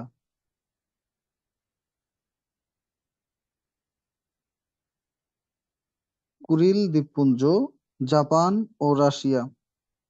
তারপর হলো শাখানীল দ্বীপপুঞ্জ, জাপান ও রাশিয়া।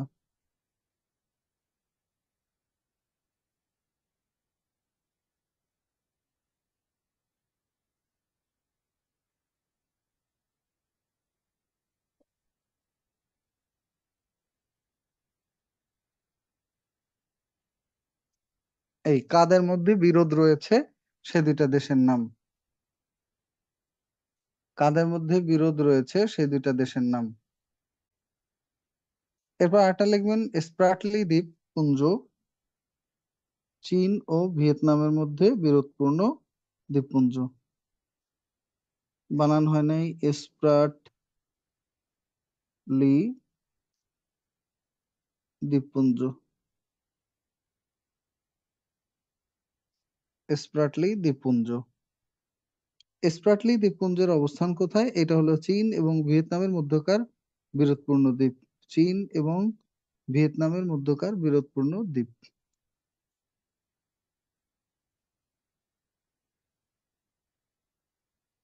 ব্যাস, এগুলো হলো বিরোধপূর্ণ দ্বীপগুলো। বিরোধ ছাড়া দ্বীপ, বিরোধপূর্ণ দ্বীপের মধ্যে আরেকটা আছে ফকল্যান্ড দ্বীপপুঞ্জ।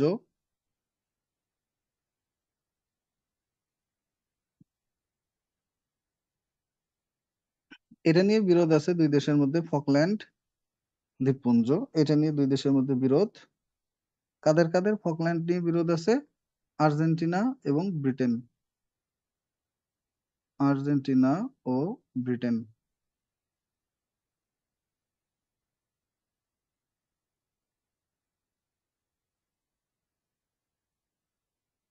আরেকটা দ্বীপের নাম হলো জিব্রাল্টার দ্বীপ। এর লাগবে না জিব্রাল্টার, এটাই শুধু শেষ। এটা গেল আপনার বিরোধপূর্ণ দ্বীপ। বিরোধ ছাড়া দ্বীপ যেগুলো আছে সেগুলোর নাম লেখেন। যেমন সেন্ট হেলেনা, যেমন রোবেন দ্বীপ, যেমন গ্রিনল্যান্ড, যেমন মাদাগাস্কার,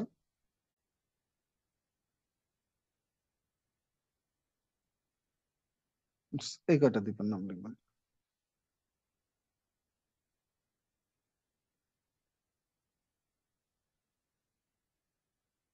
তো প্রথমে আসেন সেন্ট হেলেনা দ্বীপ। এই দুইটা দ্বীপ এবং রোবেন দ্বীপ, এই দুইটা দ্বীপ কোথায় অবস্থিত? এবং সেন্ট হেলেনা এবং রোবেন দ্বীপ এরা হলো আটলান্টিক মহাসাগরের মধ্যে অবস্থিত। বিখ্যাত কেন? বিখ্যাত হলো সেন্ট হেলেনায় নির্বাসন দেওয়া হয়েছিল সম্রাট নেপোলিয়ন বোনাপার্ট। ওনাকে নির্বাসন দেওয়া হয় সেন্ট হেলেনা দ্বীপে এবং উনি এখানে মৃত্যুবরণ করেন।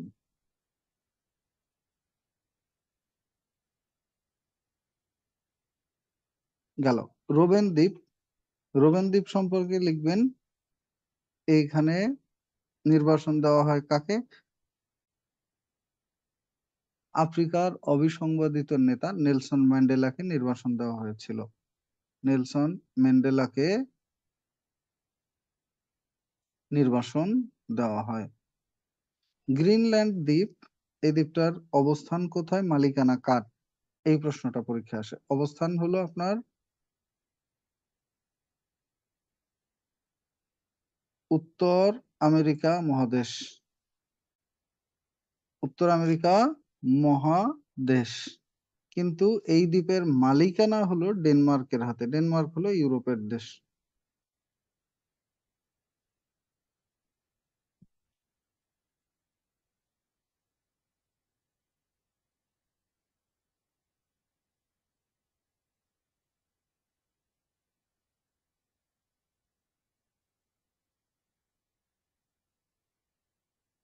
বিজেপি মায়ানমার, বিজেপি মায়ানমারের, বিএসএফ ভারতের, বিজেপি মায়ানমারের, বিজেপি বাংলাদেশের।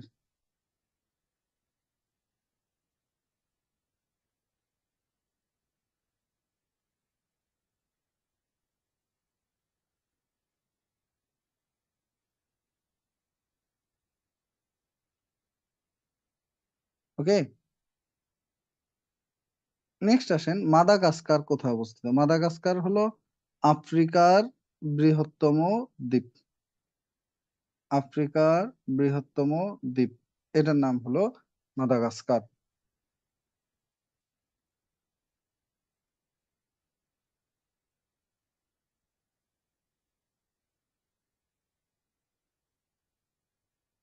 এরপর আসেন দ্বীপের পরে কি, অন্তরীপ। অন্তরীপ, অন্তরীপ কাকে বলে? অন্তরীপ মানে হলো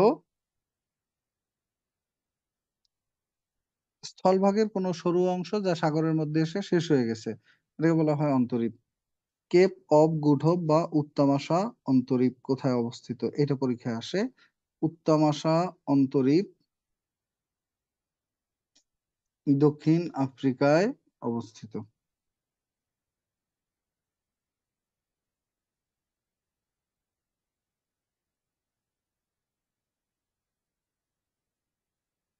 আর কন্যাকুমারী অন্তরীপ,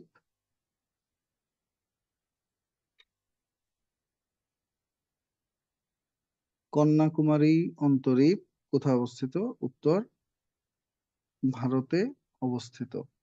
কন্যাকুমারী অন্তরীপ ভারতে এবং উত্তমাশা অন্তরীপ দক্ষিণ আফ্রিকায় অবস্থিত। অন্তরীপ জিনিসটা কি আমি বুঝাই বলি, তিনটা জিনিসের পার্থক্য বলি আপনাদের। একটা দ্বীপ, একটা হলো অন্তরীপ, একটা হলো উপদ্বীপ। জিনিসটা একটু দেখেন, একটু লক্ষ্য করে দেখেন, এটাই হলো এডিটিং, বুঝছেন না? দ্বীপ কাকে বলে দেখেন, দ্বীপ হলো এই একটা স্থলভাগ যার চারপাশেই পানি থাকে, এটাকে বলা হয় দ্বীপ। উপদ্বীপ কাকে বলে, একটা স্থলভাগ যেটা একদিকে স্থলের সাথে যুক্ত থাকে আর তিন দিকে তার পানি থাকে, এটাকে বলা হয় উপদ্বীপ। আর যার চারদিকে পানি থাকে মধ্যে স্থলভাগ, এটাকে বলা হয় দ্বীপ। এবার আসেন অন্তরীপ কাকে বলা হয়। অন্তরীপ হলো কোনো স্থলভাগের শেষ অংশ যার তিন দিকেই পানি থাকে এবং শেষ অংশ সরু হয়ে সাগরের মধ্যে গিয়ে শেষ হয়ে যায়, এই শেষ অংশটাকে বলা হয় অন্তরীপ। কোন স্থলভাগের শেষ অংশ যখন সরু হয়ে সাগরের মধ্যে নেমে শেষ হয়ে যায় তাকে বলা হয় অন্তরীপ। যেমন উত্তমাশা অন্তরীপ, মানচিত্রে দেখেন দক্ষিণ আফ্রিকার নিচের দিকে এরকম একটা জায়গা আছে, সরু একটা অংশ, ওটাকে বলা হয় উত্তমাশা অন্তরীপ। আর হ্রদের ক্ষেত্রে উল্টাটা হয়, হ্রদের ক্ষেত্রে মধ্যে থাকে পানি আর চারপাশ থাকে স্থলভাগ, এটাকে বলা হয় হ্রদ। আর সাগরের ক্ষেত্রে হয় কি, সাগর উন্মুক্ত জলরাশি, মহাসাগর হলো উন্মুক্ত জলরাশি, আর সাগর হলো মহাসাগরের থেকে আকৃতিতে ছোট উন্মুক্ত জলরাশি। আর উপসাগর যার তিন দিক পানি দ্বারা মানে দ্বারা স্থলভাগ দ্বারা বেষ্টিত থাকে এমন সাগরকে বলা হয় উপসাগর। যেমন এই মধ্যে হলো পানি আর এই তিন দিকেই হলো স্থল, মধ্যে শুধু পানি আছে। ধরেন আমাদের বঙ্গোপসাগরটা, এই হলো ভারতের শেষ মাথা, এই হলো মায়ানমারের শেষ মাথা, এই হলো বাংলাদেশ, এই এই যে সাগরটা এটার নাম বঙ্গোপসাগর। এটার দেখবেন এরকম তিন দিক থেকে, এদিক থেকে আটকানো, এদিক থেকে আটকানো, উপরের দিক থেকেও আটকানো, মানে তিন দিক থেকে আটকানো, আর নিচের দিক উন্মুক্ত। এই জন্য এটাকে বলা হয় উপসাগর। উপসাগরের সংজ্ঞা হলো তিন দিকে স্থলভাগ দ্বারা বেষ্টিত কোনো জলরাশিকে বলা হয় উপসাগর। তো উপসাগরের দুইটা ক্যাটাগরি, একটা হলো এই আকৃতির, অর্থাৎ এটাকে বলা হয় ডেল্টা বা ব আকৃতির উপসাগর। আর একটাকে বলা হয় জি আকৃতির উপসাগর বা গালফ। এটাকে বলা হয় বে। যেমন বঙ্গোপসাগরের ইংরেজি নাম কি? বে অফ বেঙ্গল। আর গালফ এটাও উপসাগর। গালফের ক্ষেত্রে বৈশিষ্ট্য হলো এরও তিন দিক স্থলভাগ দ্বারা আটকানো থাকে, কিন্তু এর আকৃতিটা জি এর মতো। এর আকৃতিটা সাগরের আকৃতি জি এর মতো, এবং সামনের দিকটা সরু, তিন দিকে আটকানো, সামনের দিকটা সরু হয়ে উন্মুক্ত হয়েছে। আর এইটার সামনের দিকটা সরু না, বরঞ্চ সামনে যত দূরে গিয়েছে তত সাগরটা বড় হয়েছে। এই জন্য এটাকে বলা হয় বে অফ বেঙ্গল বা বে। আর এটাকে বলা হয় গালফ। গালফ আছে কোথায়? যেমন পার্সিয়ান গালফ বা পারস্য উপসাগর, মেক্সিকান গালফ বা মেক্সিকান উপসাগর, ওইটার একটা স্টাইল, আর আমাদের দেশের এই যে বঙ্গোপসাগরের আর একটা স্টাইল। এই হলো পার্থক্য। তো এরপরে আসেন প্রণালী। এটা নিয়ে পরীক্ষায় প্রশ্ন হয়। প্রণালী কাকে বলে? প্রণালী হলো বেসিক্যালি একটা সরু জলপথ। কি জলপথ? ধরেন এইটা তাদের বাড়ি, যাকে আপনার ভালো লাগে, এইটা আপনাদের বাড়ি। এখন আপনার রাত 1টার সময় মনে হলো যে তাকে দেখতে যাওয়ার দরকার, সে কল দিছে, যাই। সামনে বারান্দার নিচে দাঁড়ায় থাকবো, দূর থেকে একটু দেখেই মনের মধ্যে শান্তি। বাট সমস্যা হলো মাঝখানে বয়ে যাওয়া এই পানি বা নদী বা সাগর। ওকে, এজন্য আপনি যাইতে পারেন না। এই যে সাগরটার কারণে আপনি যাইতে পারতেছেন না, এটাকে সাগর আমরা বলবো না, এটাকে বলবো একটা সরু জলপথ। কারণ সাগরের যে সংজ্ঞা আমরা পেয়েছি সেটা এই পাশে, সেটা এই পাশে। তো দুই পাশের দুই সাগরকে যুক্ত করার জন্য মাঝখানের যে সরু জলপথটা, এটার নামই হলো প্রণালী। প্রণালী হলো একটা সরু জলপথ। এই পথটা কি করে? দুইটা স্থলভাগকে একটা থেকে আরেকটাকে পৃথক করে দেয়, এবং দুইটা সাগর বা মহাসাগরকে একটাকে আরেকটার সাথে যুক্ত করে দেয়। তো স্থলকে করে বিভক্ত, আর জলকে করে যুক্ত বা মহাসাগরকে করে যুক্ত। এরকম সরু জলপথকে বলা হয় প্রণালী। তো প্রণালীর মধ্যে গুরুত্বপূর্ণ কোন কোন প্রণালী আছে, কতটুকু পড়বেন সেটা আপনাদেরকে বলে দিই। আমার সাথে সাথে খাতা কলমে একটু আঁকেন, ইজি হয়ে যাবে। টিং টিং, এই এই এই এই। এটা হলো আমার ইউরোপ মহাদেশ হয়ে গেছে। আর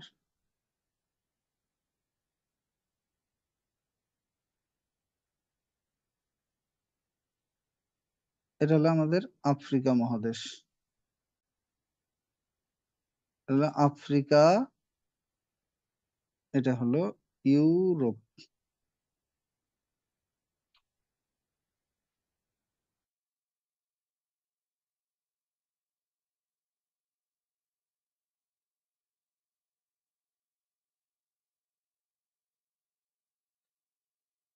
তো আফ্রিকা আর হলো ইউরোপ, এই দুইটার মাঝখান থেকে যাওয়া যে জলপথটা সরু, এই জলপথটার নাম হলো 1 নাম্বার এই পজিশনে, এটার নাম হলো জিব্রাল্টার প্রণালী।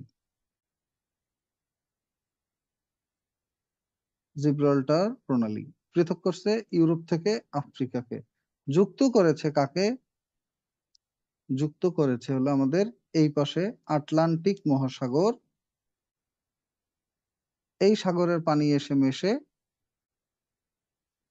এই পাশে থাকা ভূমধ্য সাগর, এই সাগরের ভূমধ্য সাগর, এই সাগরের সাথে।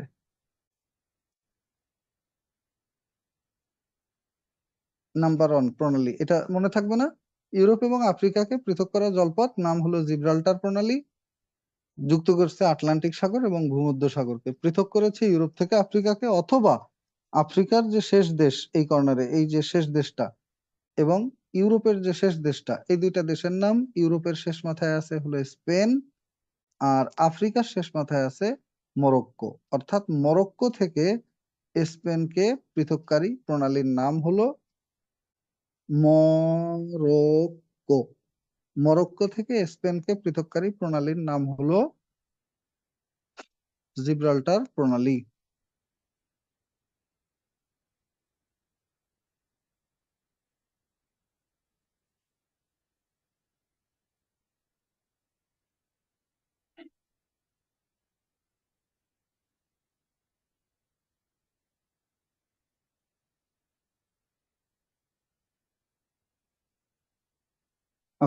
নেক্সট আসেন, এরপরের প্রণালী যেটা নিয়ে আমরা কথা বলবো সেটা হলো, ধরেন এইটাই ছিল আমাদের প্রথম প্রণালীটা, কি নাম? জিব্রাল্টার গেল এটা। এইখান থেকে আর একটু সামনে গেলে ইউরোপের এই যে বাকি অংশ, কালি চেঞ্জ ইউরোপের এই যে বাকি অংশ চলে গেছে, আর এদিকে আফ্রিকার এই বাকি অংশ আসছে। আসার পরে এই যে ভূমধ্য সাগরের এই জায়গা দিয়ে এসে এই চলে গেছে আমাদের এশিয়ার বাকি অংশ, আর এই জায়গা দিয়ে কানেক্টেড হলো আফ্রিকার শেষ মাথা। এটা ধরেন আফ্রিকা মহাদেশের যে শেষ মাথা আমরা এঁকেছিলাম ওইটা, আফ্রিকার শেষ মাথা এটা আঁকছিলাম আমরা, এটা হলো আফ্রিকা। এই আফ্রিকার এই জায়গায় যে জায়গাটা, এটা হলো একটা উপদ্বীপ। এই উপদ্বীপটার নাম হলো আরব উপদ্বীপ বা জাজিরাতুল আরব। এই আফ্রিকা মহাদেশের সাথে আরব উপদ্বীপ সরাসরি কানেক্টেড, মধ্যে কোনো নাই, কি বলে, সাগর বা কোনো জলপথ নাই, ডিরেক্টলি কানেক্টেড। এবং এইটা শেষ মাথা উঠছে একেবারে ইউরোপ পর্যন্ত চলে গেছে। তো এখন ঘটনা হলো, এই জায়গা আমাদের এই সাগরটার নাম কি? দেখেন, এই সাগরটার নাম ছিল, আমরা একটু আগে যখন পড়েছি, এটার নাম হলো ভূমধ্য সাগর। এই ভূমধ্য সাগর থেকে মাঝখানের এই যে ফাঁকা জায়গাটা, এইখানে আসার আগে কোনো রাস্তা ছিল না, আগে এই দিক দিয়ে ঘুরে এইখানে আসতে হতো। এইদিকে আসার জন্য, এই জন্য ওরা একটা প্রথম খাল খনন করছে এই মাঝখান বরাবর। এই খালটার নাম হলো সুয়েজ খাল। এই খালটা অবস্থিত এই দিকের যে শেষ দেশ অর্থাৎ মিশর, সেই মিশরের এক অংশের মধ্যে, এইটুকু পুরাটা নিয়ে মিশর, মিশরের অবস্থান হলো এইটুকু পুরা নিয়ে। এই মিশরের পেটের মধ্যে দিয়ে গেছে এই সুয়েজ খালটা। সুয়েজ খালটা ভূমধ্য সাগরের সাথে নিচে লাল কালারের যে অংশ বা সাগর, এটার নাম হলো লোহিত সাগর। ভূমধ্য সাগর আর লোহিত সাগরকে যুক্তকারী খালের নাম হলো সুয়েজ খাল। সুয়েজ খাল গেছে কার মধ্যে দিয়ে? এই দেশটার নাম হলো মিশর।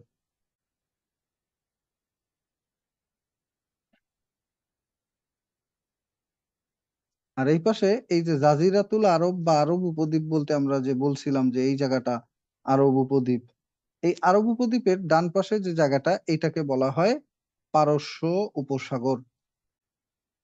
এই জায়গাটা নীল কালিতে যেটা দিলাম, এইটার নাম হলো পারস্য উপসাগর। পারস্য উপসাগর এর বাম পাশে সৌদি আরব, ডান পাশে হলো এটা ইরান। ইরানের পূর্ববর্তী নাম ছিল পারস্য, এই জন্য এই সাগরটার নাম হচ্ছে পারস্য উপসাগর। এখন দেখেন, এই জাজিরাতুল আরব বা আরব উপদ্বীপের যে কর্নারে এইখানে এই একটা সরু জলপথ, এই পাশে এই একটা সরু জলপথ, এই দুইটা সরু জলপথ, এই যে এই কর্নারে এইখান দিয়ে গেছে একটা সরু জলপথ, আর এই কর্নার থেকে এদিক থেকে আসছে একটা সরু জলপথ, ওই সাগর থেকে, লোহিত সাগর থেকে নিচে নামছে, আবার পারস্য উপসাগর থেকেও নিচে নামছে। তো দুই নামার গোড়ায় এই দুই জায়গায় দুইটা প্রণালী আছে। একটা প্রণালীর নাম হলো আপনার, বাম পাশেরটার নাম হলো কি প্রণালী? বাব এল মানদেব। বাব মানে হলো দরজা, বাব এল মানদেব মানে হলো মৃত্যুর দরজা। এই দরজাটা দিয়ে এখন আমাদের এই পাশে আসাটা অনেক ইজি হয়ে গেছে। কোন পাশে? এই জায়গাটায়। এই জায়গাটার নাম হলো মধ্যপ্রাচ্য। যেমন সৌদি, কাতার, কুয়েত, ইয়েমেন, ওমান, বাহরাইন, সংযুক্ত আরব আমিরাত, এই যে দেশগুলো, এদের বলা হয় মধ্যপ্রাচ্য। তো মধ্যপ্রাচ্যে আসার রাস্তা বা দরজা হলো এটা, এই জন্য এটাকে বলা হয় বাবেল মানদেব। এইখান থেকে এই দরজাটা আসছে এই বরাবর। নাম কি? বাব এল মানদেব। বাব এল মানদেব। তো বাবেল মানদেব কোন সাগর থেকে কোন সাগরে এসে পড়ছে, এটা হলো আমাদের দেখানোর বিষয়। দেখানোর বিষয় হলো, উপরেরটার নাম আমরা আগেই জানি লোহিত সাগর, এই সাগরটা নিচে যে সাগরে এসে পড়ছে এটার নাম হলো এডেন সাগর। কি নাম? নাম কি? এডেন সাগর। তাহলে লোহিত সাগর এবং এডেন সাগর। আর ডান পাশে এটা আমরা নাম বলেছিলাম পারস্য উপসাগর।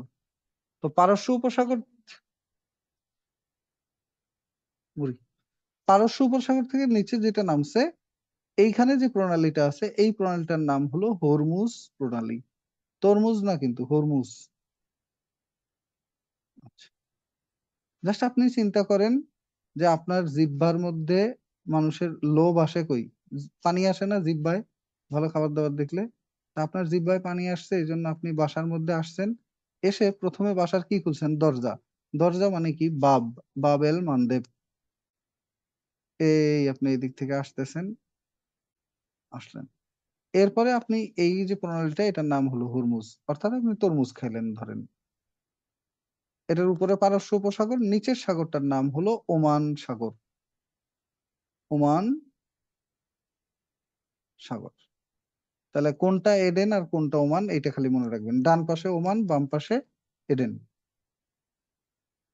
এইখানে তিনটা প্রণালী হয়ে গেল। একটার নাম জিব্রাল্টার, একটার নাম হলো বাবেল মানদেব, একটার নাম হলো হরমুজ প্রণালী। জিব্রাল্টার, বাবেল মানদেব আর হলো হরমুজ প্রণালী। রোবেন দ্বীপের অবস্থান হলো আপনার ইসের মধ্যে, দক্ষিণ আফ্রিকায়, এবং এটা হলো আটলান্টিক মহাসাগরে অবস্থিত। রোবেন দ্বীপ আর সেন্ট হেলেনা দ্বীপ গেল। এবার সামনে আগে যাব আমরা। সামনে আগে গেলে এই যে একটা জায়গা টান দিয়েছি, এই জায়গাটা মূলত ভারতের শেষ মাথা। ইরান থেকে আগে গেলে ইরানের পরের দেশ পাকিস্তান, পাকিস্তানের পরের দেশ ভারত। এই যে ভারতের শেষ মাথা এই পর্যন্ত নামছে, তার উপরে উঠে এটা বাংলাদেশের শেষ অংশ, এরপরে এটা মায়ানমারের শেষ অংশ গেল। আর এইদিকে সাগরের মধ্যে একটা দেশ আছে, ওর নাম শ্রীলঙ্কা। এই শ্রীলঙ্কা এবং ভারতের যে শেষ মাথা, এই দুইটার মাঝখান দিয়ে গেল যে জলটা বা জলপথটা, এই সরু জলপথটা আবার আরেকটা প্রণালী এখান থেকে এইখানে। এটার নাম কি? পক প্রণালী। এটার নাম হলো প ক পক পক প্রণালী।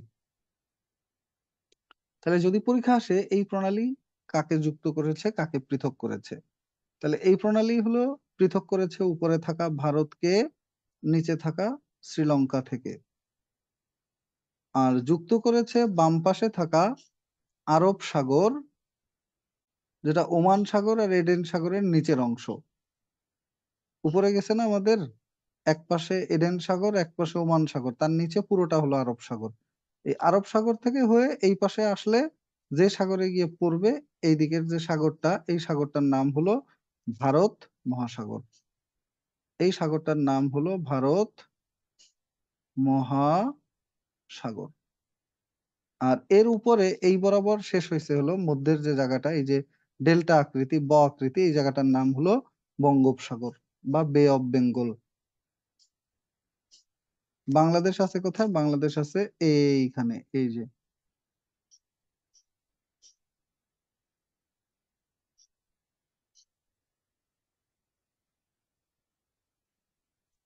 এটা হলো বাংলাদেশ। নিচে বঙ্গোপসাগর, বঙ্গোপসাগর যেখানে শেষ হয়েছে এরপর শুরু হয়েছে ভারত মহাসাগর।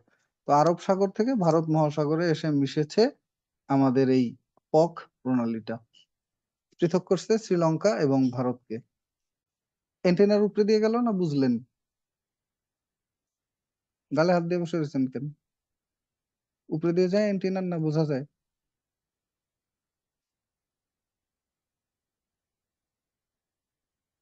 বুঝছেন কিছু? মাথায় কিছু স্যার ঢুকছে? বুঝতে পারছি, সমস্যা নেই ইনশাআল্লাহ। আচ্ছা, মাঝখানে একটা খালের নাম জি বলছিলাম, স্যার। ওই ওই খালটা কাকে কাকে যুক্ত করে? খালের নাম বলছিলাম একটা। সুয়েজ খাল। হুম, সুয়েজ খালটা যুক্ত করছে কাকে কাকে? এটা স্যার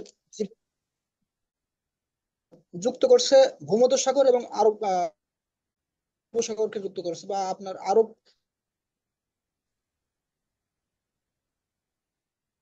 ভূমধ্যসাগর, ভূমধ্যসাগর এবং সাগর।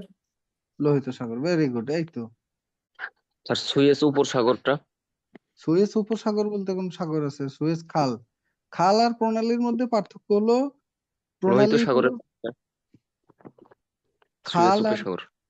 আবার বলে সুয়েজ উপসাগর। সুয়েজ উপসাগর কি জিনিস?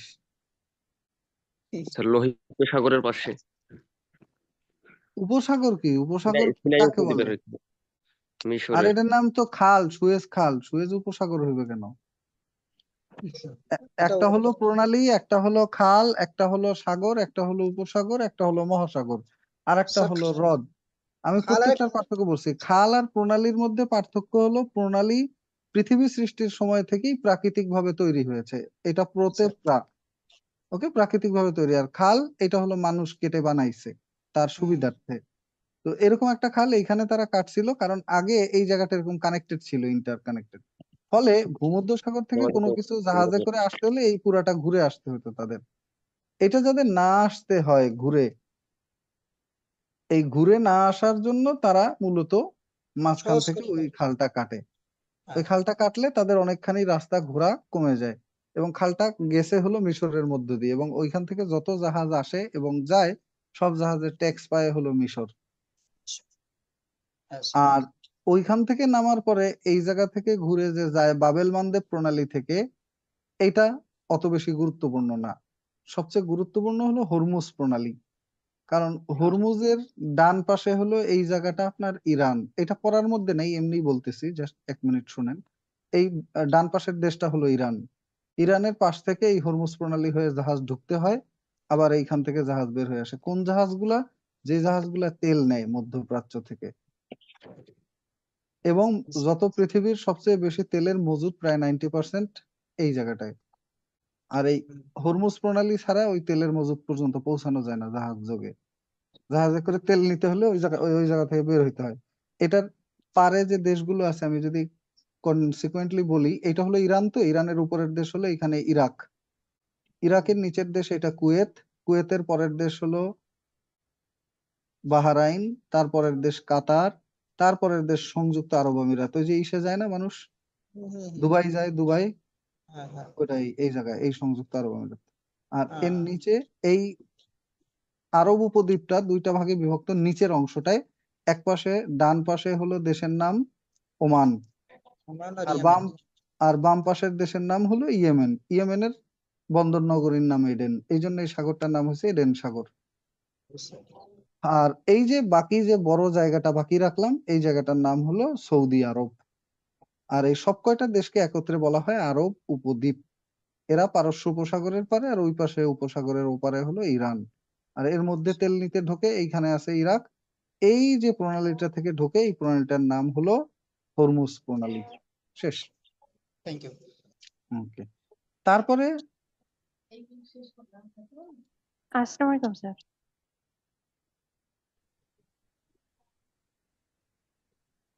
আসসালামু আলাইকুম স্যার। ওয়ালাইকুম আসসালাম, বলেন বলেন। স্যার ওই যে একটা বইয়ের নাম বলছিলেন, history of the world war যুক্তরাষ্ট্র। Two, history of the world war two, Winston Churchill লিখছেন। ওইটার জন্য 1953 সালে উনি নোবেল পুরস্কার লাভ করেন সাহিত্যে। আচ্ছা, যাই হোক, এখন আসেন আর দুইটা প্রণালীর কথা বলে আমরা বিদায় নিব। সেটা হলো, এইটা হলো আপনার ধরেন ইউরোপের শেষ মাথা, ইউরোপ।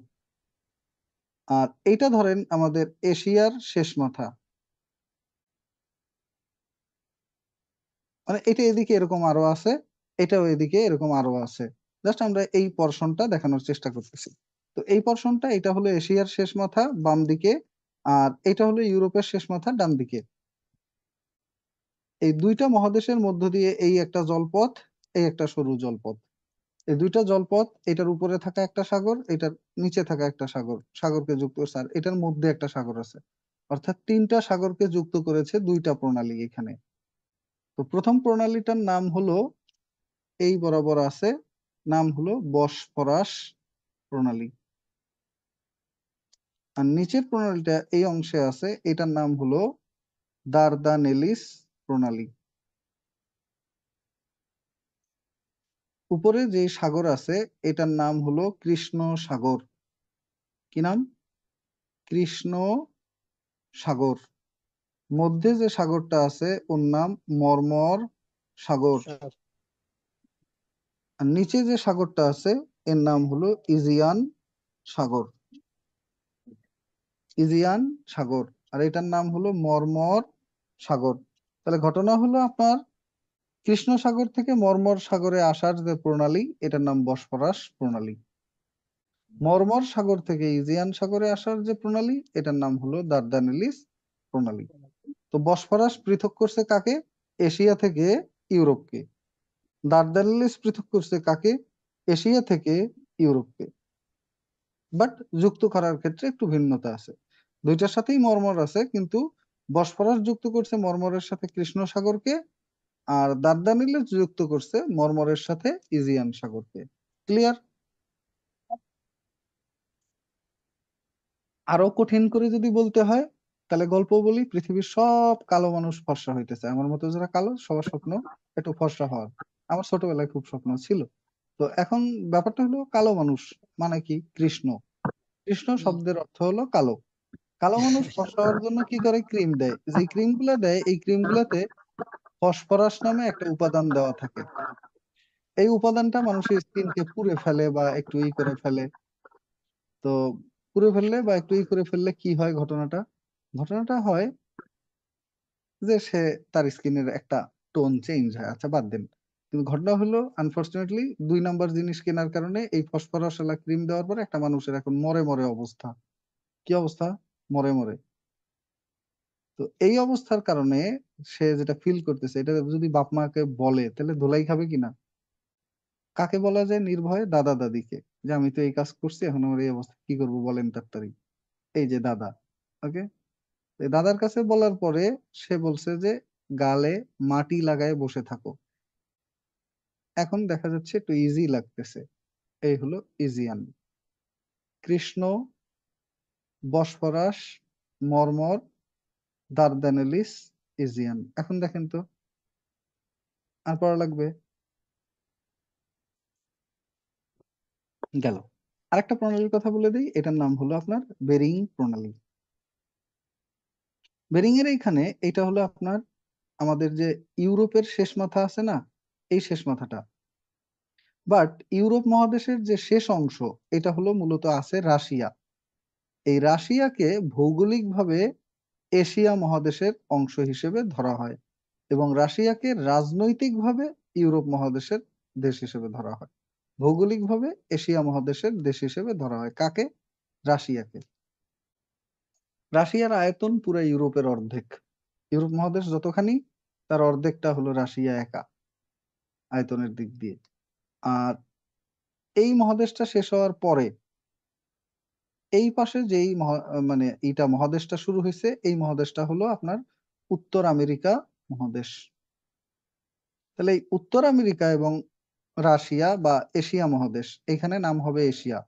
উত্তর আমেরিকা এবং এশিয়া মহাদেশের মধ্য দিয়ে একটা জলপথ আছে, এই জলপথটার নাম হলো বেরিং প্রণালী। এই প্রণালীটা কি করছে? তার উপরে থাকা উত্তর মহাসাগরকে যুক্ত করেছে নিচে থাকা বেরিং সাগরের সাথে, নিচে থাকা বেরিং সাগরের সাথে। আর পৃথক করেছে হলো এশিয়াকে আমেরিকা মহাদেশ থেকে, বা এশিয়াকে উত্তর আমেরিকা মহাদেশ থেকে। ক্লিয়ার?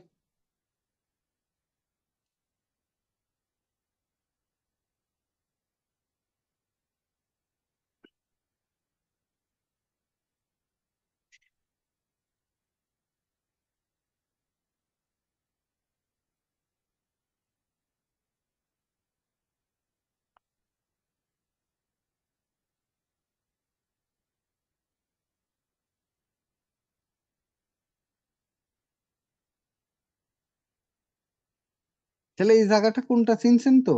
আমাদের মানচিত্র এরকম আছে না, এটা হলো আপনার এই যে উত্তর আমেরিকা মহাদেশ, এটা হলো আপনার দক্ষিণ আমেরিকা মহাদেশ, এটা হলো আপনার ইউরোপ মহাদেশ, এটা হলো আপনার আফ্রিকা মহাদেশ, এখানে হলো এশিয়া মহাদেশ, হ্যাঁ, আর এখানে হলো ওশেনিয়া মহাদেশ। তো এখন এই জায়গাটা হলো মূলত এই পাশের যে শেষ অংশ আর এই পাশের যে শেষ অংশ, এই পাশের এই অর্ধেক আর এই পাশের এই অর্ধেক, দুইটা যদি কাছাকাছি হতো, পৃথিবী গোল না, গোল হিসেবে ঘুরে যদি একটা আর একটার কাছাকাছি চলে আসতো, তখন এরকম দেখা যেত এই সিনারিওটা।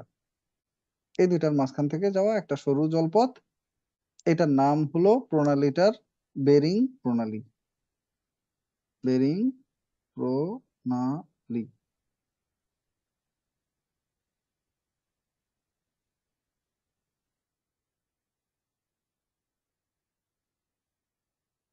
এবার আসেন বিশ্বের বিখ্যাত সীমারেখা। ও আচ্ছা আচ্ছা আচ্ছা, ভালো কথা, আরেকটা খালের নাম একটু মনে রাখবেন। এই যে উপরেরটা হলো উত্তর আমেরিকা মহাদেশ, নিচেরটার নাম হলো দক্ষিণ আমেরিকা মহাদেশ। এই দুইটা মহাদেশও ল্যান্ডলক ছিল, একটা আর একটার সাথে সংযুক্ত ছিল, ফলে মাঝখান থেকে একটা খাল কাটা হয়েছে। খাল কেটে কি করছে? খাল কেটে কুমির আনছে। আনি না আমরা মাঝে মাঝে নিজেদের জীবনে কুমির ডেকে নিয়ে আসি, ওরকম ওনারা একটা খাল কেটে কুমির আনছে। এই খালের নাম হলো পানামা খাল। পানামা খাল।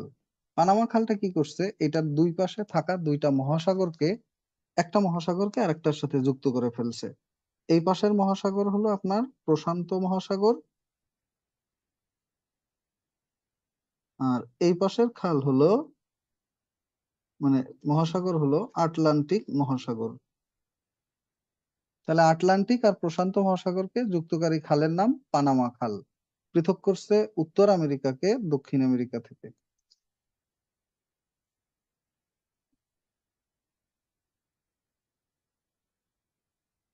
ক্লিয়ার?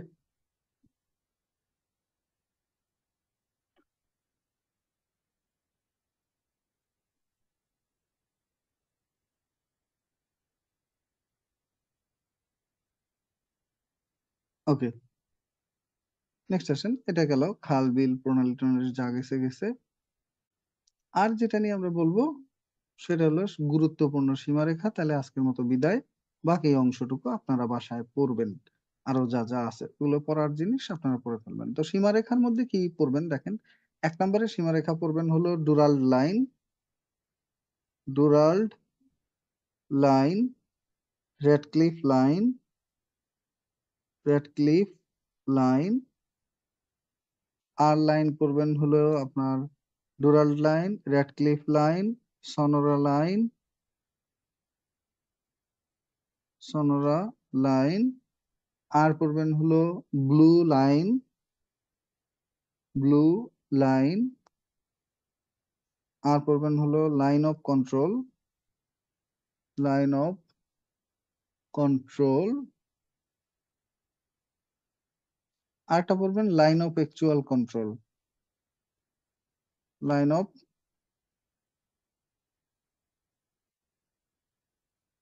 Of actual control.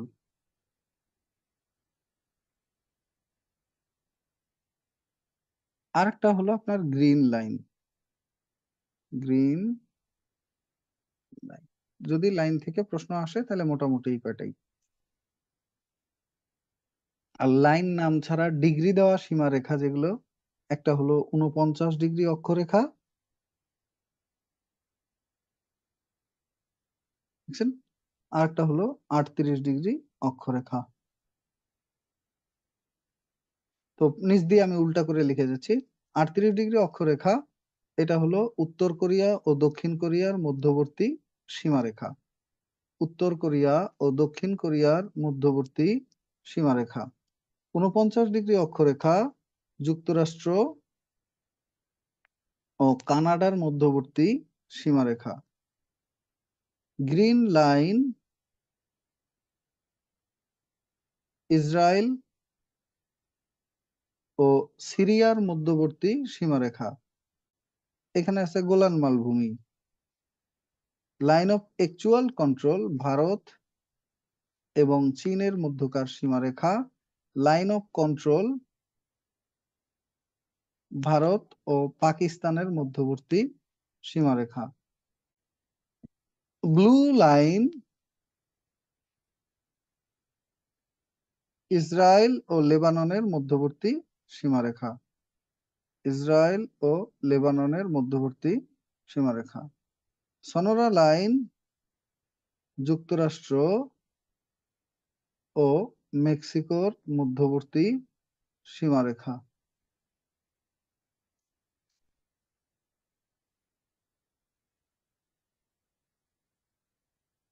বুঝছেন?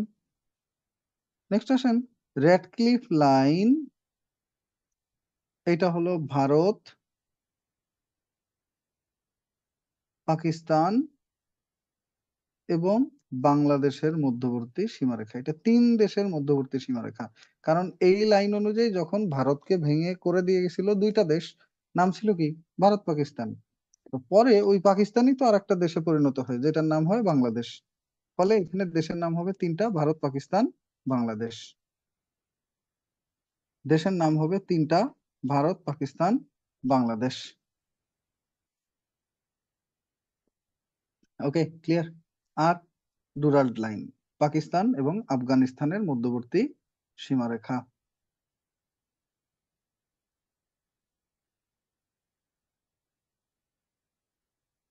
কষ্ট হয়ে গেছে না আপনাদের?